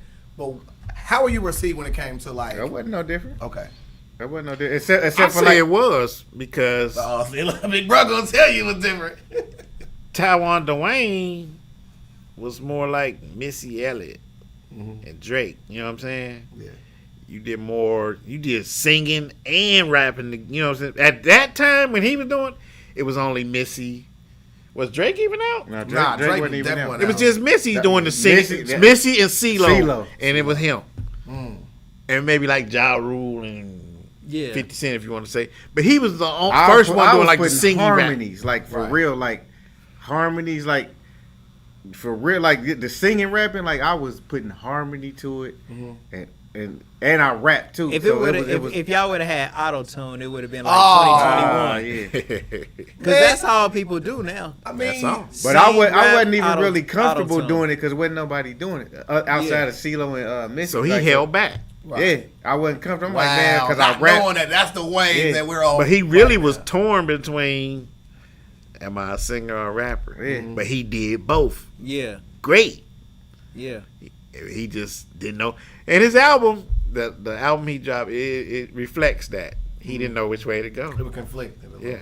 Yeah. So, like during that same year, y'all also worked with El Royal and this one had the GU and the affiliation thing, and y'all actually met somebody we talked about last week, which is Maurice Claret. Oh yeah. What was that like? Because like at this point in time, he's like the biggest star at Ohio State, right? Or Yeah. yeah. They was trying to get him on the album, but just do a couple drops or whatever, but it didn't go through. How did y'all feel when y'all saw him go through all that type of stuff? Like when he fell from grace, what you gonna say? Man, I was so angry, man. And I just knew he was about gonna go pro and whatever, Right. So that hurt the heart right there. So, but it is what it is. I just seen an interview of Vlad TV. He got a new interview on Vlad. Who, Maurice Claret? Maurice Claret. Oh. It's fairly recent. He did like a little tell-all. Mm-hmm. It was real interesting. Maurice Claret, Man, although he did supposed some to be stuff that that's master. we'll say questionable Bonehead. or yeah. But man, dude can talk, Yeah. bro. Boy, He you a gotta smart tell him. bro, Oh. man. Let's Like, go back that way and then to the right. you know what I mean? Yep. Like, I've heard him talk because I think he started doing like speeches and stuff like that once he Yeah. got out of prison. Yeah. Going to kind of Straight, talk yeah. about his All the way back. mistakes. You gonna see computers and turn right. And the things that he was saying sound like they was on point, man. Mm-hmm. I think that he was trying to just get into the NFL and buck the system so much, man. And they had that machine against him. Mm-hmm. Yeah. And then it was just one of those things where he couldn't win. They had Right. too much muscle. They weren't going to let this nigga Right. get his off and all of his ideas off. Right.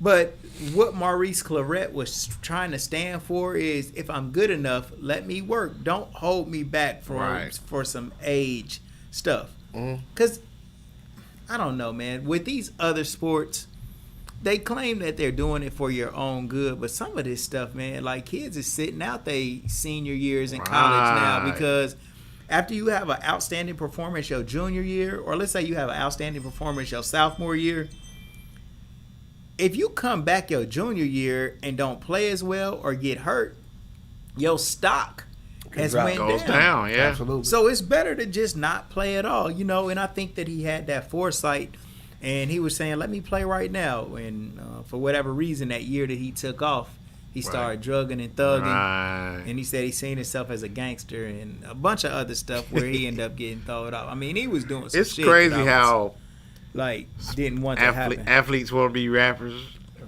Yeah. And rappers want to be, you know what I'm saying? Yeah. It's crazy. Yeah. That's I real. mean, to me, and like you speak more to this also, because like to me, I feel like art is always going to reflect the time that it's in, right? So music gonna be that way of whatever the sports is in right now, like, or like just like the streets are always gonna reflect it as well. You know what I'm saying? So there's an art to the street. So it's like when you see somebody going through that, that's somebody who's basically in tune with it, but they don't understand that this is entertainment. Wow. You know what I mean? Like you don't expect. We're the only place in the world where we expect our rappers to be exactly that. Like, Right. Nobody will see Vin Diesel like driving a car off of a jet and expect him to do it in real life. Right. You know what I mean? Or you'll see like somebody play a like serial killer in life, and then you get scared when he move next door to you. Like, why do you think that? Like, different from your perspective, like we so entrenched with our entertainment having to be reality? Probably because a good percentage of our guys, they really are from the street. So I think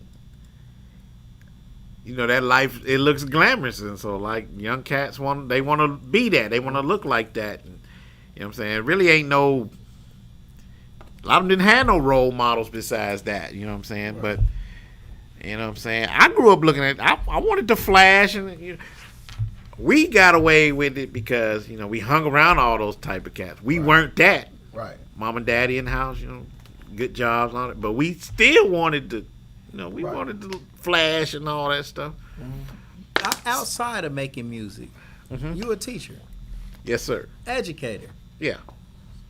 Man, what is the climate in school? What is the climate for kids and them being able to pay attention and listen and be obedient, and are they respectful or not respectful for the most part? At my school or period? In general, majority. I'll say this two ways. I'm at Stivers School for the Arts. Okay. So it's it's the most beautiful place to learn in Dayton. It's a sanctuary. I just put that out there.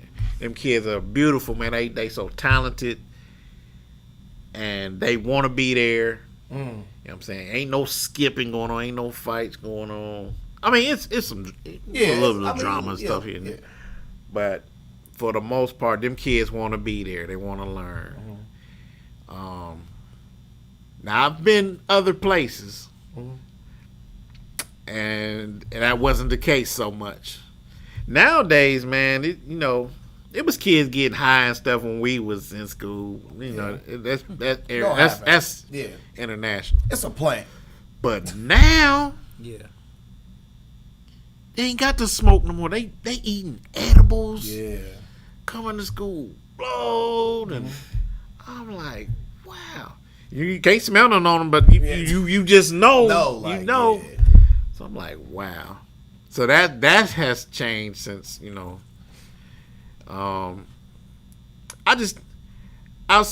outside of teaching, I do mentoring also. So I've mentored a lot of cats, man. Yeah. Just to drop a few names.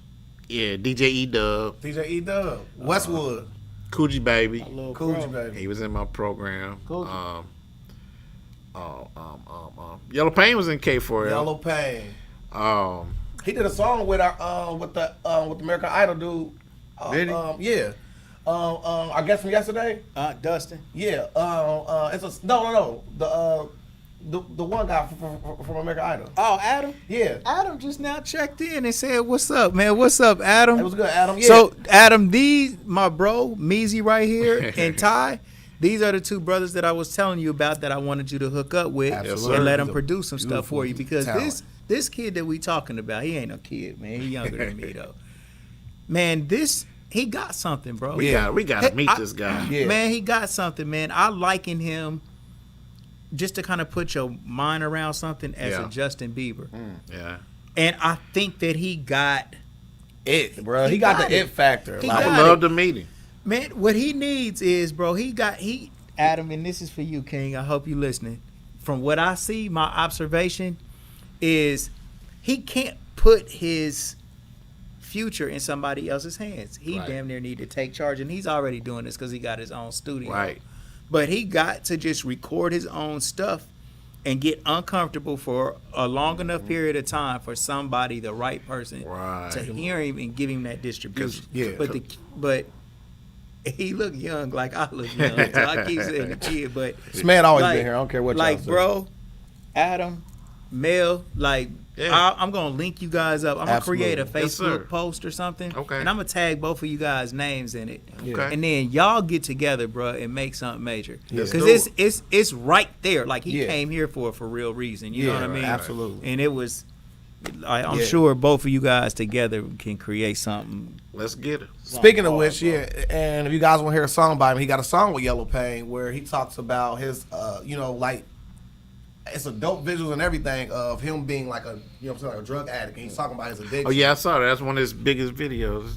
And the guy that's singing, that's the guy we're talking about. Okay, I have heard him. See that? Look at that. I've heard him. Yeah. Sure have. So, but like back to your teaching and your mentoring, you also did the K4L school with the Clorox thing. So, walk us through that, because you didn't have to do that. Right. Why did you want to give back? Man, that program, that was like one of the best things that ever happened for black teenage boys at risk. Man, we picked them kids up from different schools. They would come there. The requirement to be in the program, you had to come do your homework. And then we did, we had Shaq there, T.O., some of yours. 28th. Shaq will be here. So we was teaching too. They had to learn something every day. They had to do reports, all this stuff. But it was fun stuff too. Like once you got through with your homework, and you got through with the sessions and everything, you got to come to the studio. Right. Yeah. We taught them how to use Pro Tools. We taught them how to use DJ equipment. We had a graphics program showing them how to use the Corel and Photoshop. Yeah. They had PlayStations and Xboxes. So, man, when the funding for that left, man. Them kids was so. I mean, they cried like babies. I cried too. Yeah. Cause them kids went right back on the street. Man, I don't know why they would take something like that away. Those boys were. I think about. While I was there, at least 20 of them boys graduated. I'm talking about the boys that wasn't expected to even finish school. Right. We got them up out of high school. Got their diplomas. Yeah, man, and they pulled the plug on it. Talking about wasn't no more funding. Black Wall Street. Yeah. Sent them boys right back on the street. Black Wall Street. And when I see them out back hustling and all that stuff, it hurt my heart. But I understood. A lot of them had, to do that. You know what I'm saying? They didn't really have they have choices. Yeah. But, you making this amount of money, you're not going to McDonald's after you've seen what you already make. So that program was hurtful to lose that. Yeah. So also like during this time, y'all have y'all first video. Well, not a first video, but like y'all got a video and y'all got the legendary Virgil in it. You remember that? Yeah, that was actually on a movie. My cousin produced a movie called Mayday. And we did the soundtrack for that movie. Real movie. It was in. She actually came from LA and premiered it here at the Neon. At the Neon. Yeah. Shout out to Tan Yan. That's my heart. So we did that soundtrack and score, and we had the lead video for it. And we put Virgil in. I had to have Virgil in. Man. He was Dayton's heartbeat. You know what I'm saying? Dang, man. Yeah, that's hard. That's hard. So like what happened with the Rob Jackson rockumentary? Okay. Here's what happened with Rob Jackson. We had our situation with EPMD, and he didn't really like the deal we had. I just put it that way. Yeah. He was disgruntled, Yeah, he didn't really like that, so it didn't go down. And he went with KG. Yeah. And he went with what was the Arista? Aristocrat. Yeah, Arista. Yeah. So he That's signed when with they him. dropped the video. Yeah. Okay. He had a nice little hit. Boom, boom, boom. Yeah. But mind you, we still kicking. We cool. Okay. We still working. But it just. Did you produce Boom Boom Boom? No. Okay. That was KG's people. Okay. I didn't have anything to do with it. But I recorded the remix. Okay. It was 275 and. Oh yeah. For sure. Yeah, but how so? I mean, it seemed like he was on BET with the Boom Boom Boom, and at that time, Clive Davis lost his own company. Wow. They took Arista from, all the stockholders. They fired Clive Davis. Right. So Rob he got caught up in that. You know what I'm saying? So all the Arista, Clive started J Records, and he took everybody that he wanted to. He took Alicia Keys. J Records was hot. Yeah. Whoever he Everybody wanted to on take. J Records. I mean, right. like they had I think who else was on J Records? You had I think Joe Buttons at one time. You had who's another rapper? J Hood that was with with D Block and all that. Yeah. Like it was a lot of people went to J Records for sure. So Jay had a big kickoff, but Clive didn't take all them Arista people. So Rob got left in that shuffle. Wow. Damn. Yeah. So that's how that went. That is. But Rob was from Kentucky though, wasn't he? Yeah. But it's still, you know what, man? That's some Dayton. Yeah. But man, for some reason, bro, Dayton. As soon as you're about to make it, you be right there knocking on the door. Man, I swear, really, bro. That's the truth, some bro. bullshit happened. I don't know what it is. Man, Chaos, man, my bro, Chaos Community Service. Shout out to my bro. Shout out. Yeah. Man, Chaos had a project that he was working on called 3 Feet from Gold. Yeah. Right. And 3 Feet from Gold was just basically saying you dig all day. You dig all day. And when you get tired of digging because you're coming up with nothing, Yeah. the gold is right there Great when thing. you stop and you never discover it. Man. And that seemed like that happened to so many bros, man. What does it take? What type of perseverance do you think it takes to actually, without the advice I gave Adam, go be homeless if you got to, but Yeah. don't leave your calling until you come back with the bag you get to. Is from you being with EPMD, did they have to go through that type of stuff and have that type of resolve? Because it seemed like that's all the success stories we hear. You know, EPMD, they fell out for years. Yep. Yeah. But they got back together because of the business. People love, it's a new song out with Nas. Yep. EPMD. Yeah. EPMD was legendary. So Yeah. they got back. I don't even know if they probably ain't cool even cool again. or they probably But didn't I'm, know I'm it talking together. about They was like, before. I'm I'm talking about when you guys to chill and Yeah. you a customer and Yeah. all of that stuff was coming out.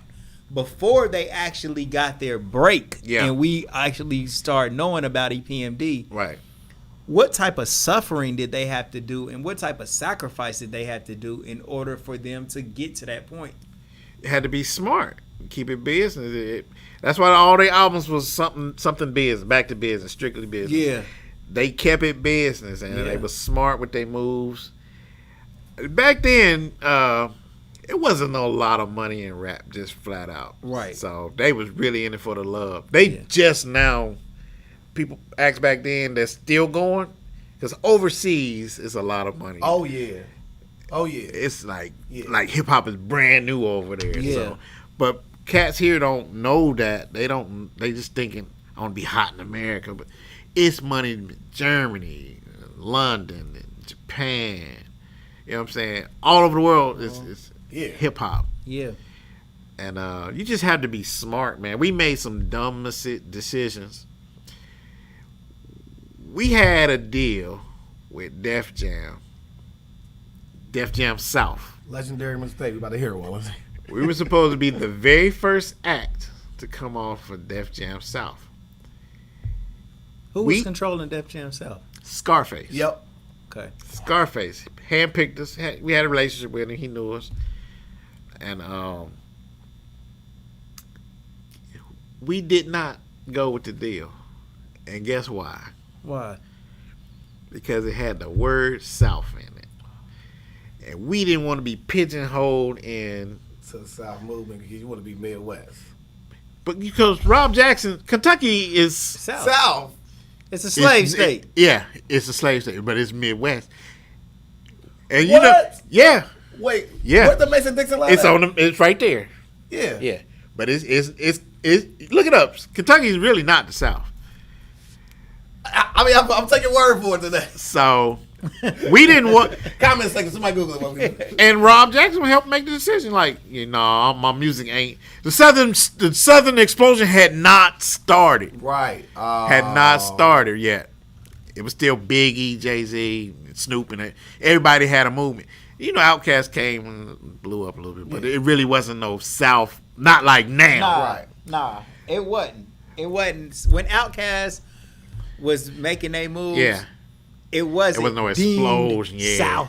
South. I mean, they represent the ATL and all of that, but it wasn't that many artists from the South that was major for it to be. But guess who the first artist was off Def Jam South? It wasn't Luda. Yes. Luda. Yeah. Okay. Look at me, man. Ludacris was second in line. Yep. And Ludacris only got it because we said no. So they said, okay. Scarface put out Ludacris. Ludacris had the best career in the world. Still one of the greatest careers in the world. It was ours first. And we turned it down. That was who all Rob Jackson and 275? No, they just wanted Rob. Wow. Def Jam South. That would have been our first.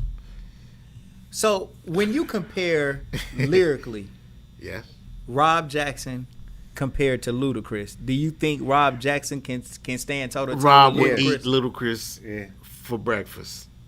So he could have made the same type of music impact and just no one heard this album. I did. No one has heard this album, but some labels. Yeah. Def Jam heard it. That shit was fire. Everybody. my best work ever has never been heard. Wow. And well, to kind of give more credibility to what you're saying, Def Jam South wanted to sign you off of this album. Exactly. And we turned it down. So Who made that? Who made that call? All of us. As a company, we all, yeah, you right. We don't, this, like I said, the South was Bro, not the way to y'all go. turn down Scarface though, bro. Scarface our hero. If they'd have just said Def Jam, and he you right. love us because he already loved DeMarco. I mean, he got songs with DeMarco. Damn, man. It was a, like I say, it was, we wasn't smart. It's called legendary. We made a mistake. bad move. But let's bring up something good. So, like, how did y'all feel when y'all saw 275 on BET for the first time? Oh Man, my God. that was the greatest feeling ever. I was in Florida at the time. I was in Tampa, Florida. And, yeah, that was like, you can't explain that feeling. Hearing your music and seeing it on TV is like, man. I'm gonna go even before that because Funk Flex had the dedications. He had that before the video dropped, so he dropped a bomb in New York. Oh my And God! you know, when you drop the bomb, you play it back to back. So he had already co-signed it. So they all went to New York. I didn't go for this trip for whatever reason. They in the middle of the street. They was in a cab. They got out screaming. They called MEEZY, we on the radio. Funk's dropped the bomb. So man, they were so happy and so geek. And then we hit BET. Oh God, man, we used to sit up late every day for that. What is it, 3 o'clock in the morning? Yeah, man. That was late night.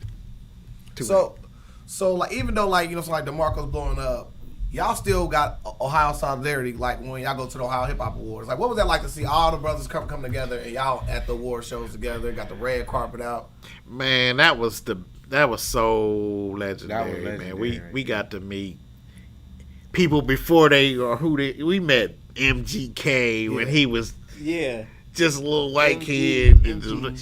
I saw him with the little powder tricks he was doing on. So it was corny, but it was effective. Yeah. And to see how he is now, man, that's love, man. MGK was about to fight Conor McGregor. I know. We met. I met some Bone members. Crazy Bone. But you know, we used to go in packs. Right. Like, That's what I'm saying. Like y'all got together, y'all went down we used there. to go in Like packs.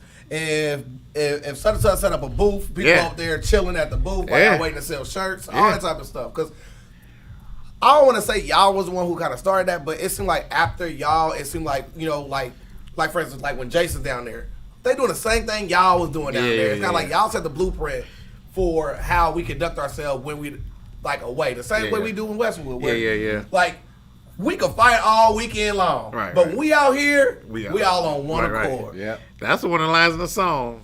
We live tall life all night. Touch one, we all fighting. Yeah. But we did a lot of innovative stuff. We was one of the first ones with the van rap. Yeah. And so we got the van rap, and then it ain't like no biting or whatever. Everybody started doing it, but that was good. Yeah. Like I felt proud to be like one of the first to do that, you know. I think first one I saw was DJ Bionic, man. R.I.P. DJ Bionic, man. R.I.P. DJ. Yeah. So what about Meet in Common? You said Meet in Common? Yeah. That was here in Dayton at the Fly City. We opened legendary Fly City Music Festival. We met Common, man. He was cool, man. The Fly City we met Beyonce, Monica, Usher, Tank. Beyonce nice, man. Beyonce was a kid when they came. They only had this one song. No. Yeah. That's all they. So she was cute with her, but they was young. So I wasn't even thinking about that. Right. But yeah, I met Beyonce. Wow. It's pretty good. So what about when y'all met Roy Jones Jr.? That was we was in was it in Tampa? No, we wasn't Tampa. We had went to, I think when the Super Bowl was like in Jacksonville or something, and we ran into him down there. I was with A.B. Green, rest in peace, A.B. Green. R.I.P. man. Yeah, man. And K Cap, and I think Cap was like, "Ain't that Roy Jones?" I was like, "Yeah." So Cap spoke to him like, "What's up, man?"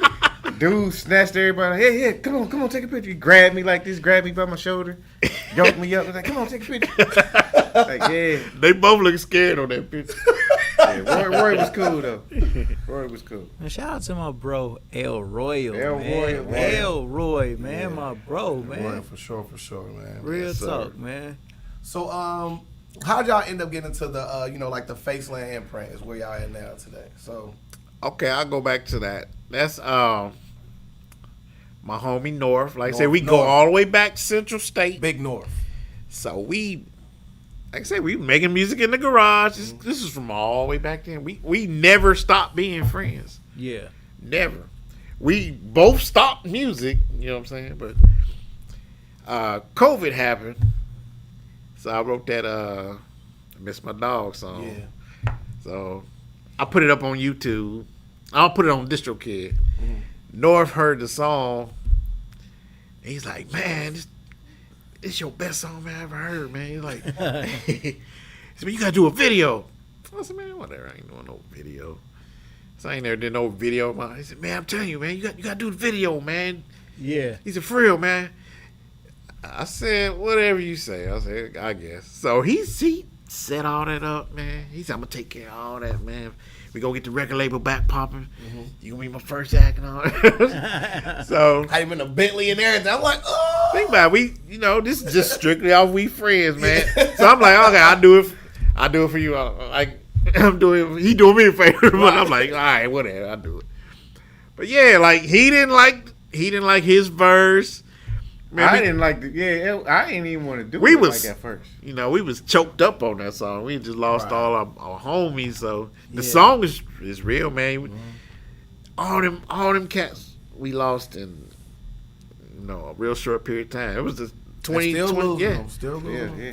So he loved the song, man, and he picked the talent up on it. He said, "Would I be on this label?" I was like, "Yeah."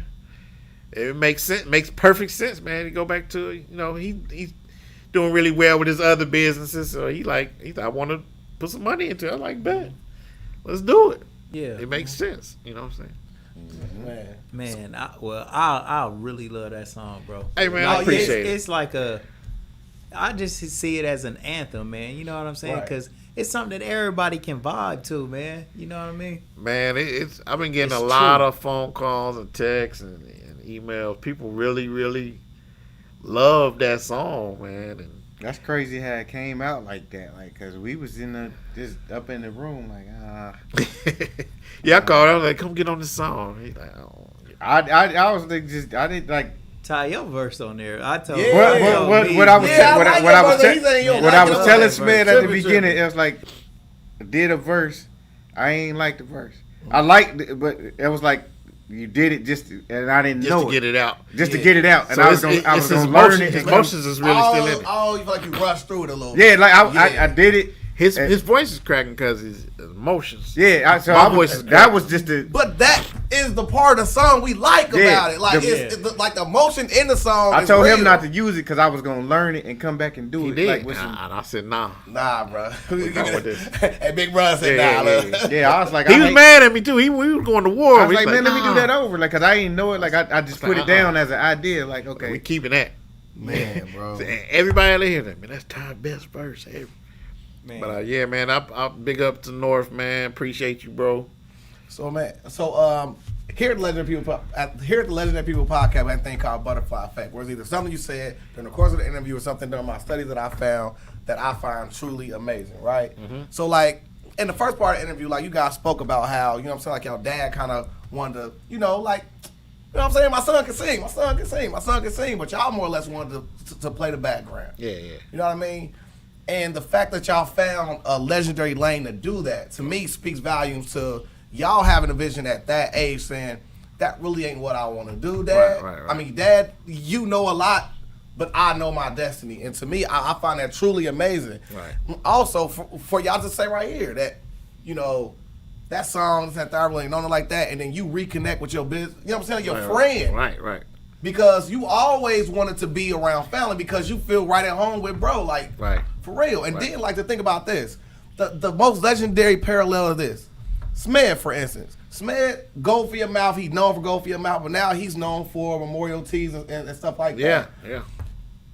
There takes a certain type of way that you have to do things for people to, when they're at their weakest point, to be able to listen, to absorb it. Like, me and Smith talk about this all the time of, you know, like, you got to be nicer to the customers and the third one, like, you're going through that.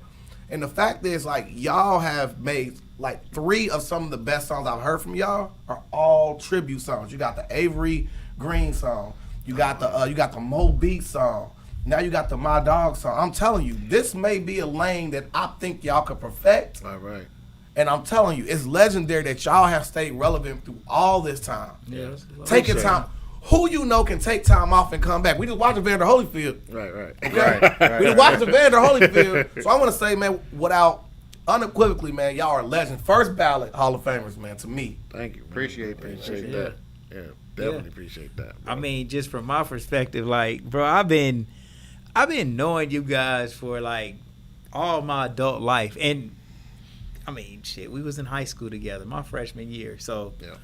But I just think that you guys really connect. But I do want to salute y'all's dad, absolutely, because man, it sounds like to me, man, your dad just knew from day one that he believed in y'all, bro. Yes. Yeah. And he just instilled that confidence, man. And he was a pops to the whole neighborhood, but not just that.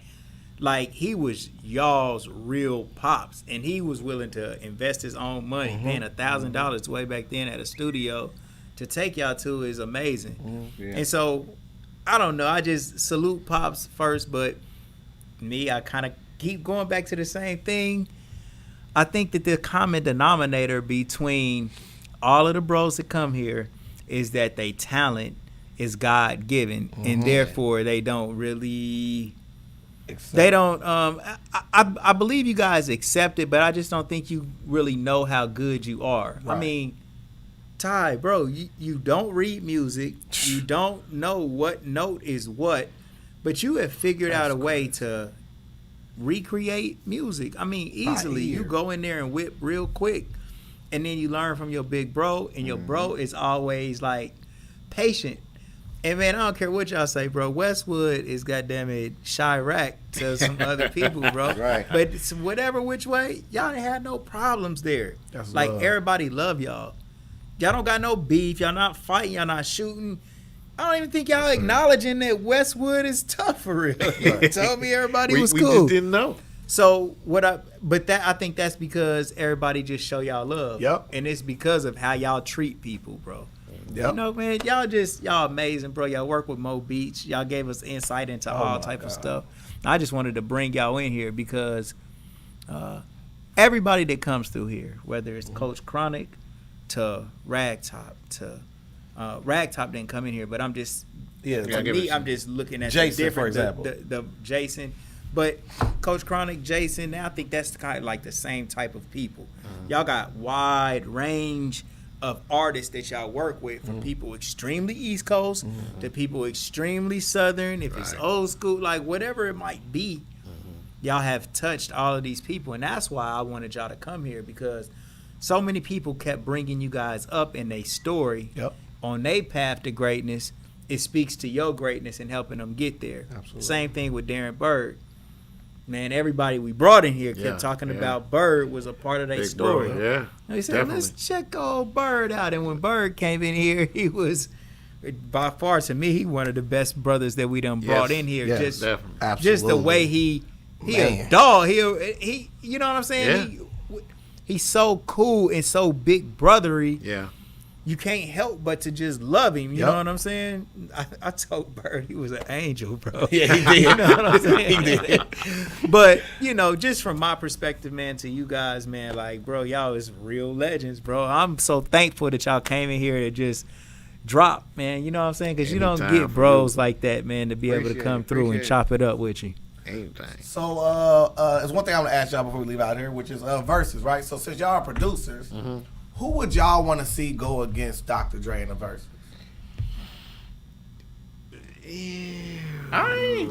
That's my opinion. I like Puffy. No, not that. Puffy ain't Puffy is. he got hit. He got He about the same. He ain't really a rapper. He produced beats. People. If write anybody, stuff for him. it would have to be Puffy. And they both would have to like be. superstars Yeah, on that level. yeah. But Jermaine Dupri trying to go at him. I would rather see JD. Yeah, I and, think JD and would be Puffy. good too. Like JD is more of a. Him I and call Puffy, him a real producer. Right. Like Yeah. he actually get in there Yeah, he touching and, the keys. and touching the keys. But see, and Dre writing touching the. That's what we saying. It's like Dre touched the keys. That's why I want Puffy y'all don't. perspective. Like I would rather see. Puffy the don't JD. touch no keys. Puffy don't touch no keys. That don't make. He's him a producer he's in a- the sense of like DJ Direction. Khaled. He puts things He a together. producer like Stack and Smed. I come in there and hum the beat to y'all, man. That's not a bad thing. You exactly right. Because Smed, even though we was playing and stuff, Smed was producing it. Really, Right. he was telling us what to do. Yeah, for sure. That's still production. Right. But I'm not taking nothing away from. I'm saying, but you asked me who would I Prefer. because if they both touch the keys, I would like to see them two. I But think it's like co-producing.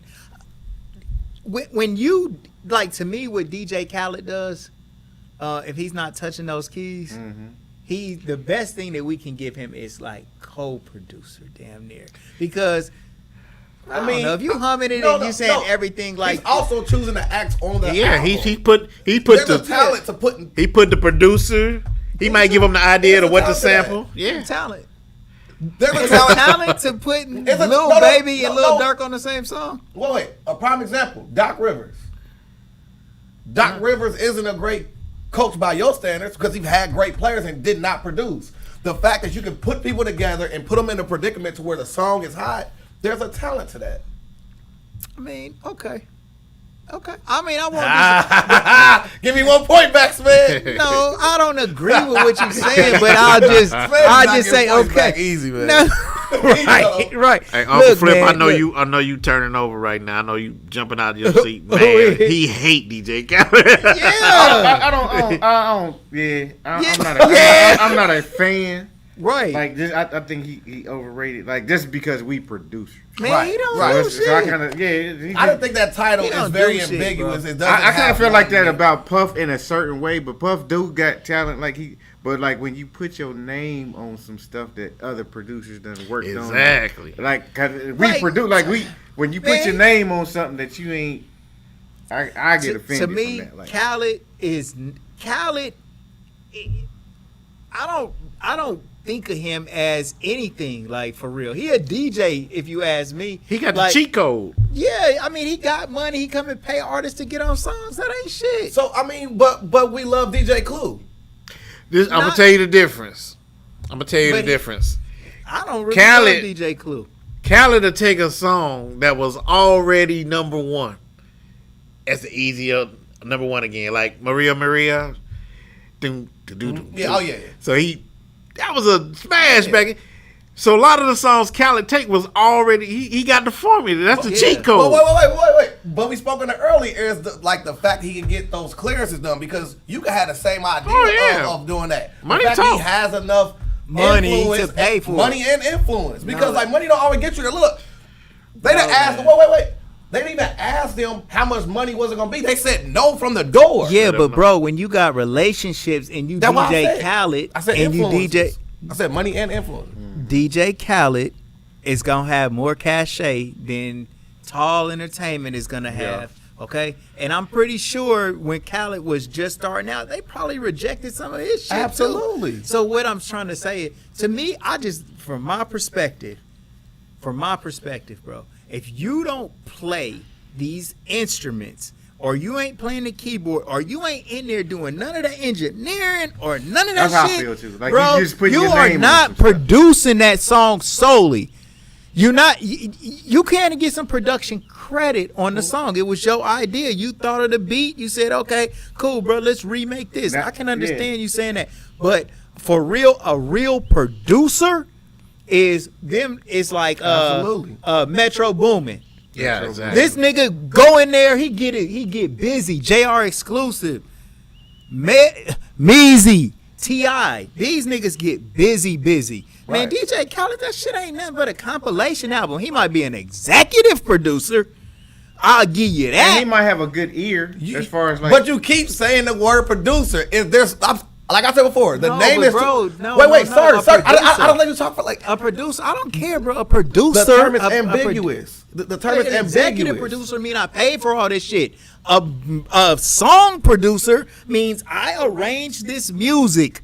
Okay, I made this beat. I did some shit to produce this shit. Producing. I feel like him and Puffy put their name on shit. If you a minor, that's all they do. If you're a minor owner or a majority owner, you're still an owner. If you are an executive producer or a barely producer, you still a producer. The term is still there. It's Yeah. categories The term of is still production, there. though, bro.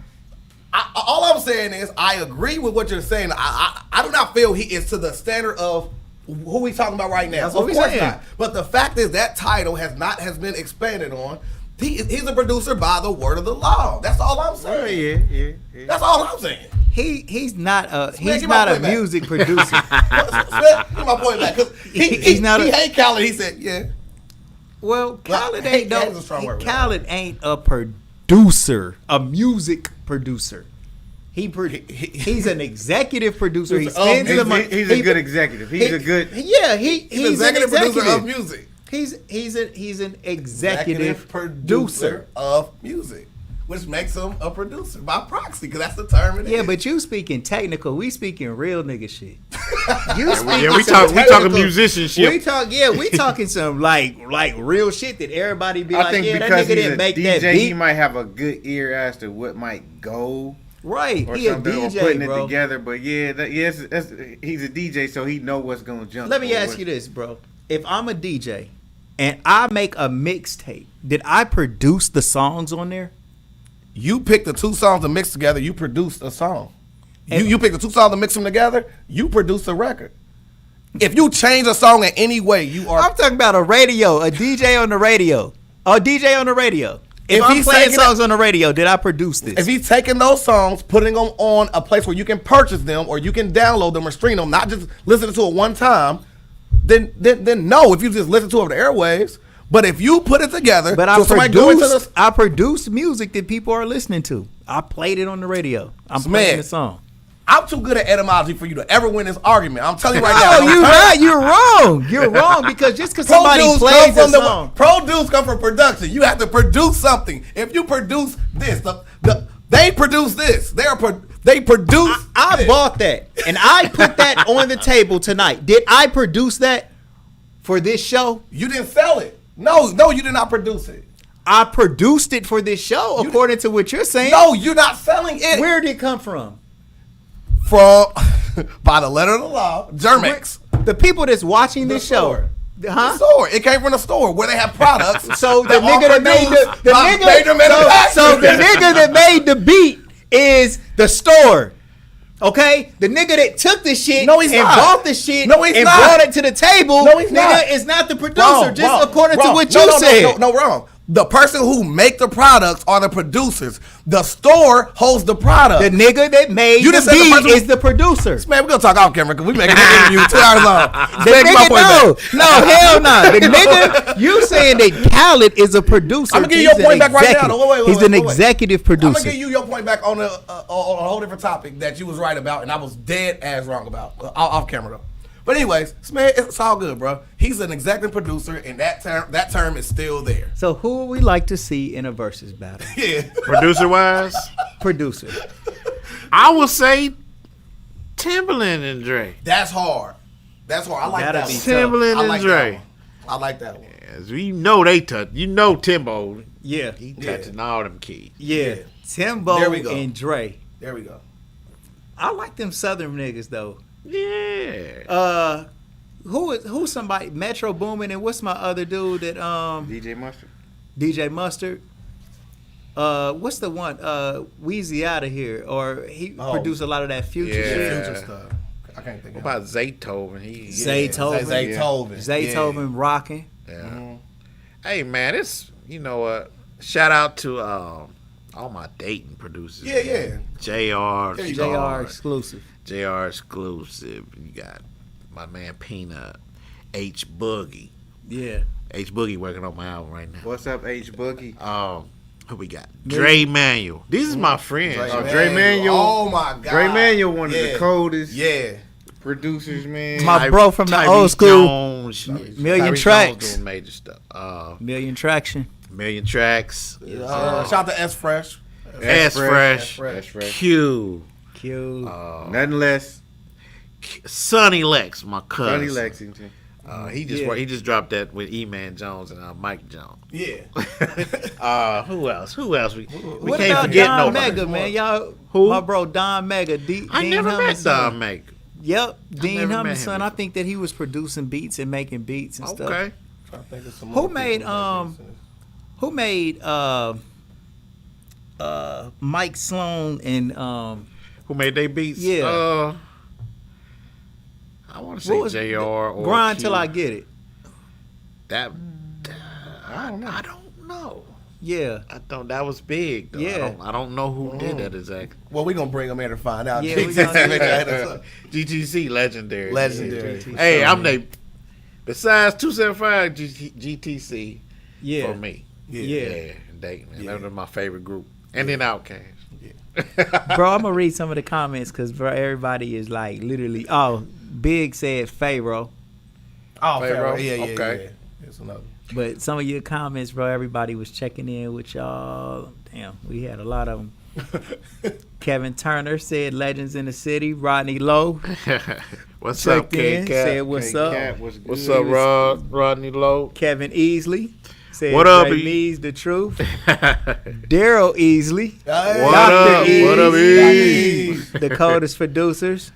My Right. brother Tuck. That was that's big right there.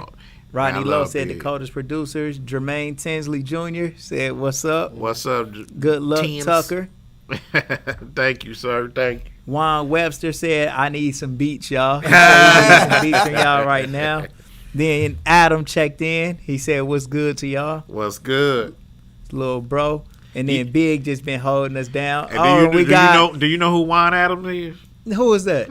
Ragtop. Ragtop. What's Shout out up, to Ragtop. Ragtop? We hold you down and dream on forever. Dream on. And he the only other person got the dream on tattooed on him. So you know that's real. It's real. And we got Ty, Coach Ty Jean. DJ Hey, what's up, Ty? Supreme in here. He said, "Yo, my guy." He said, "What's That's up?" my buddy? And my little bro, little Urban Blackjack. What up, Herb? Urban Blackjack and Herb. He gotta For get his sure. interview for sure. For sure. Herb, we gonna bring y'all on here, bro, and let y'all chop it up with us, Hell bro. yeah. But bro, once y'all close out the show, man, what all y'all got to say? Y'all got anything to? Hey man, I just Close want to out say with- thank y'all for doing this, Yeah, man. This appreciate it. This is wonderful what y'all doing for the city. You know, giving people their flowers and stuff, man. And making brothers feel good about themselves and what they doing. This is epic, man. It's one of the best things I've seen out of the city, man. Wow. Just the Yeah. whole idea of it. Y'all showing love. Peanut, great meeting you, man. You're a great interviewer, man. I love your talk. skills. Oh yeah. Great Peanut Johnson, man, I bro. love you, bro. Man, love you too, bro. I just want to say this. Oh, here we go. You know, I love all my brothers that's doing their thing now, but Yeah. but Smed don't get his flowers. You know, a lot of times, you know, Smed was the first guy in the city to put our music on movies.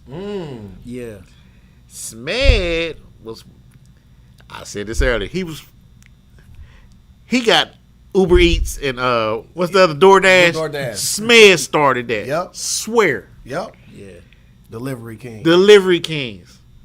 He don't get his peas, man. This guy done so much for Dayton, man. And I just want to tell you, man, keep doing good things for the city. I love you, bro. appreciate you. Yes, sir. And, Yes, sir, that's bro. all I got. appreciate that, bro, for real. What's up, Kelly? What you got, T.I.? What you Appreciate got? the love, man. Appreciate the love, man. Man, no It's all doubt. love. Appreciate it. You guys, we need everybody to go eat at Agnes. Yep. Eat at Sheik's, which got the best breakfast in the city. And then if you ever in your life get injured, go to the hospital first, then call my brother Michael Wright, attorney Michael Wright, 937-222-7477. Like and subscribe to our YouTube channel. Huh? Can I get one more, too? I was saying make the right choice. Make the right choice. Yeah. Yep. And 222-7477. That's his number. Like and subscribe to our YouTube channel. Ring the bell notification so you'll get alerts. And come and holler at us, bro. I got a pop-up shop coming. Yes. September the We 26th, in bro. there. We gonna all throw on our 80s and 90s gear, bro, and just shop. We got a bounce house. We got a 360 camera. We got DJ Ron Hunter coming. And we got all kind of local vendors coming. So it's gonna be on fire, bro. We still got a couple of tables left. So y'all can inbox me. And let's get it popping, bro. We want to do something cool before it gets too cold. Yes, and sir. then the great Peanut Johnson, bro. Come on, bro. What you got, King? It's your boy Peanut, aka Dash Resource. I created that during the pandemic, showing people how to make easy money off stocks. I do daily picks on my page. You can easily find on YouTube under Dash Resource. Also, every Sunday, 8 o'clock p.m., I do an introspective blog where I go over easy ways of making money in crypto and stocks. So, man, and you get my book for free on Amazon. Oh, one thing, Big said that he is waiting on y'all to shoot his video. We got you. Yes, sir. Big. What's up, bro? You said you had something that you want to say before Oh we yeah, I roll just out? wanted to give out my info. Yeah. Yeah, for sure. I'm Jamel Tucker, my government on Facebook. Right, Yeah. MEEZY. Instagram, Dre MEEZY. Twitter, anybody use Twitter anymore? Dre MEEZY on Twitter. Twitter lit. I think Dre MEEZY on TikTok too. I'm You got on me a TikTok now. Yeah. Go by my cousin's. Man, she dips fruit and all kind of edibles and stuff like that. Man, she Lachey Delights on Facebook, man. Y'all buy from her. Yeah. My daughter, she got her own little thing going. Yosha, she makes her own hair care products. Okay. Man, she's doing so good, man. She's only 18. But There she we go. She's doing so great with her hair care products. She's a beautician. Braids by Cashley. Okay. What else we got? Anything else? You want to shout out your Facebook or anything? Taiwan Dwayne on Facebook. Yeah, shout out your boys. Shout out to all my homies, man. Shout out to my cousin Charles. What up? Shout out to K Cap. Shout out to my little bro A-Ron, man. I'm talking about your sons. What's Young up, B? Kings. What's up, little B? Shout out to my sons, Braylon and Bryce. Janelle, Jasmine, Jay, Kelly. Love y'all. Yeah, man. See, Mad love. you know what's gonna be major? Like 25 to 30 years from now, when your sons is watching this, gonna say, "Oh, that's it! My pop shot me out." What's up, Braylon? Yeah, there. it And that's is. what we do it for. I honestly, we do love that we got all the love from people that's doing that is watching it now, but it's really a timestamp for your people to be able to come back and go watch it again. Man. So, man, bro, like and subscribe to the channel, man. Yeah, man. We Do it outta now. here. Do it now. Man, next week, y'all, we got more shows coming, so stay with us, man. Peace, peace, Legendary. peace, peace.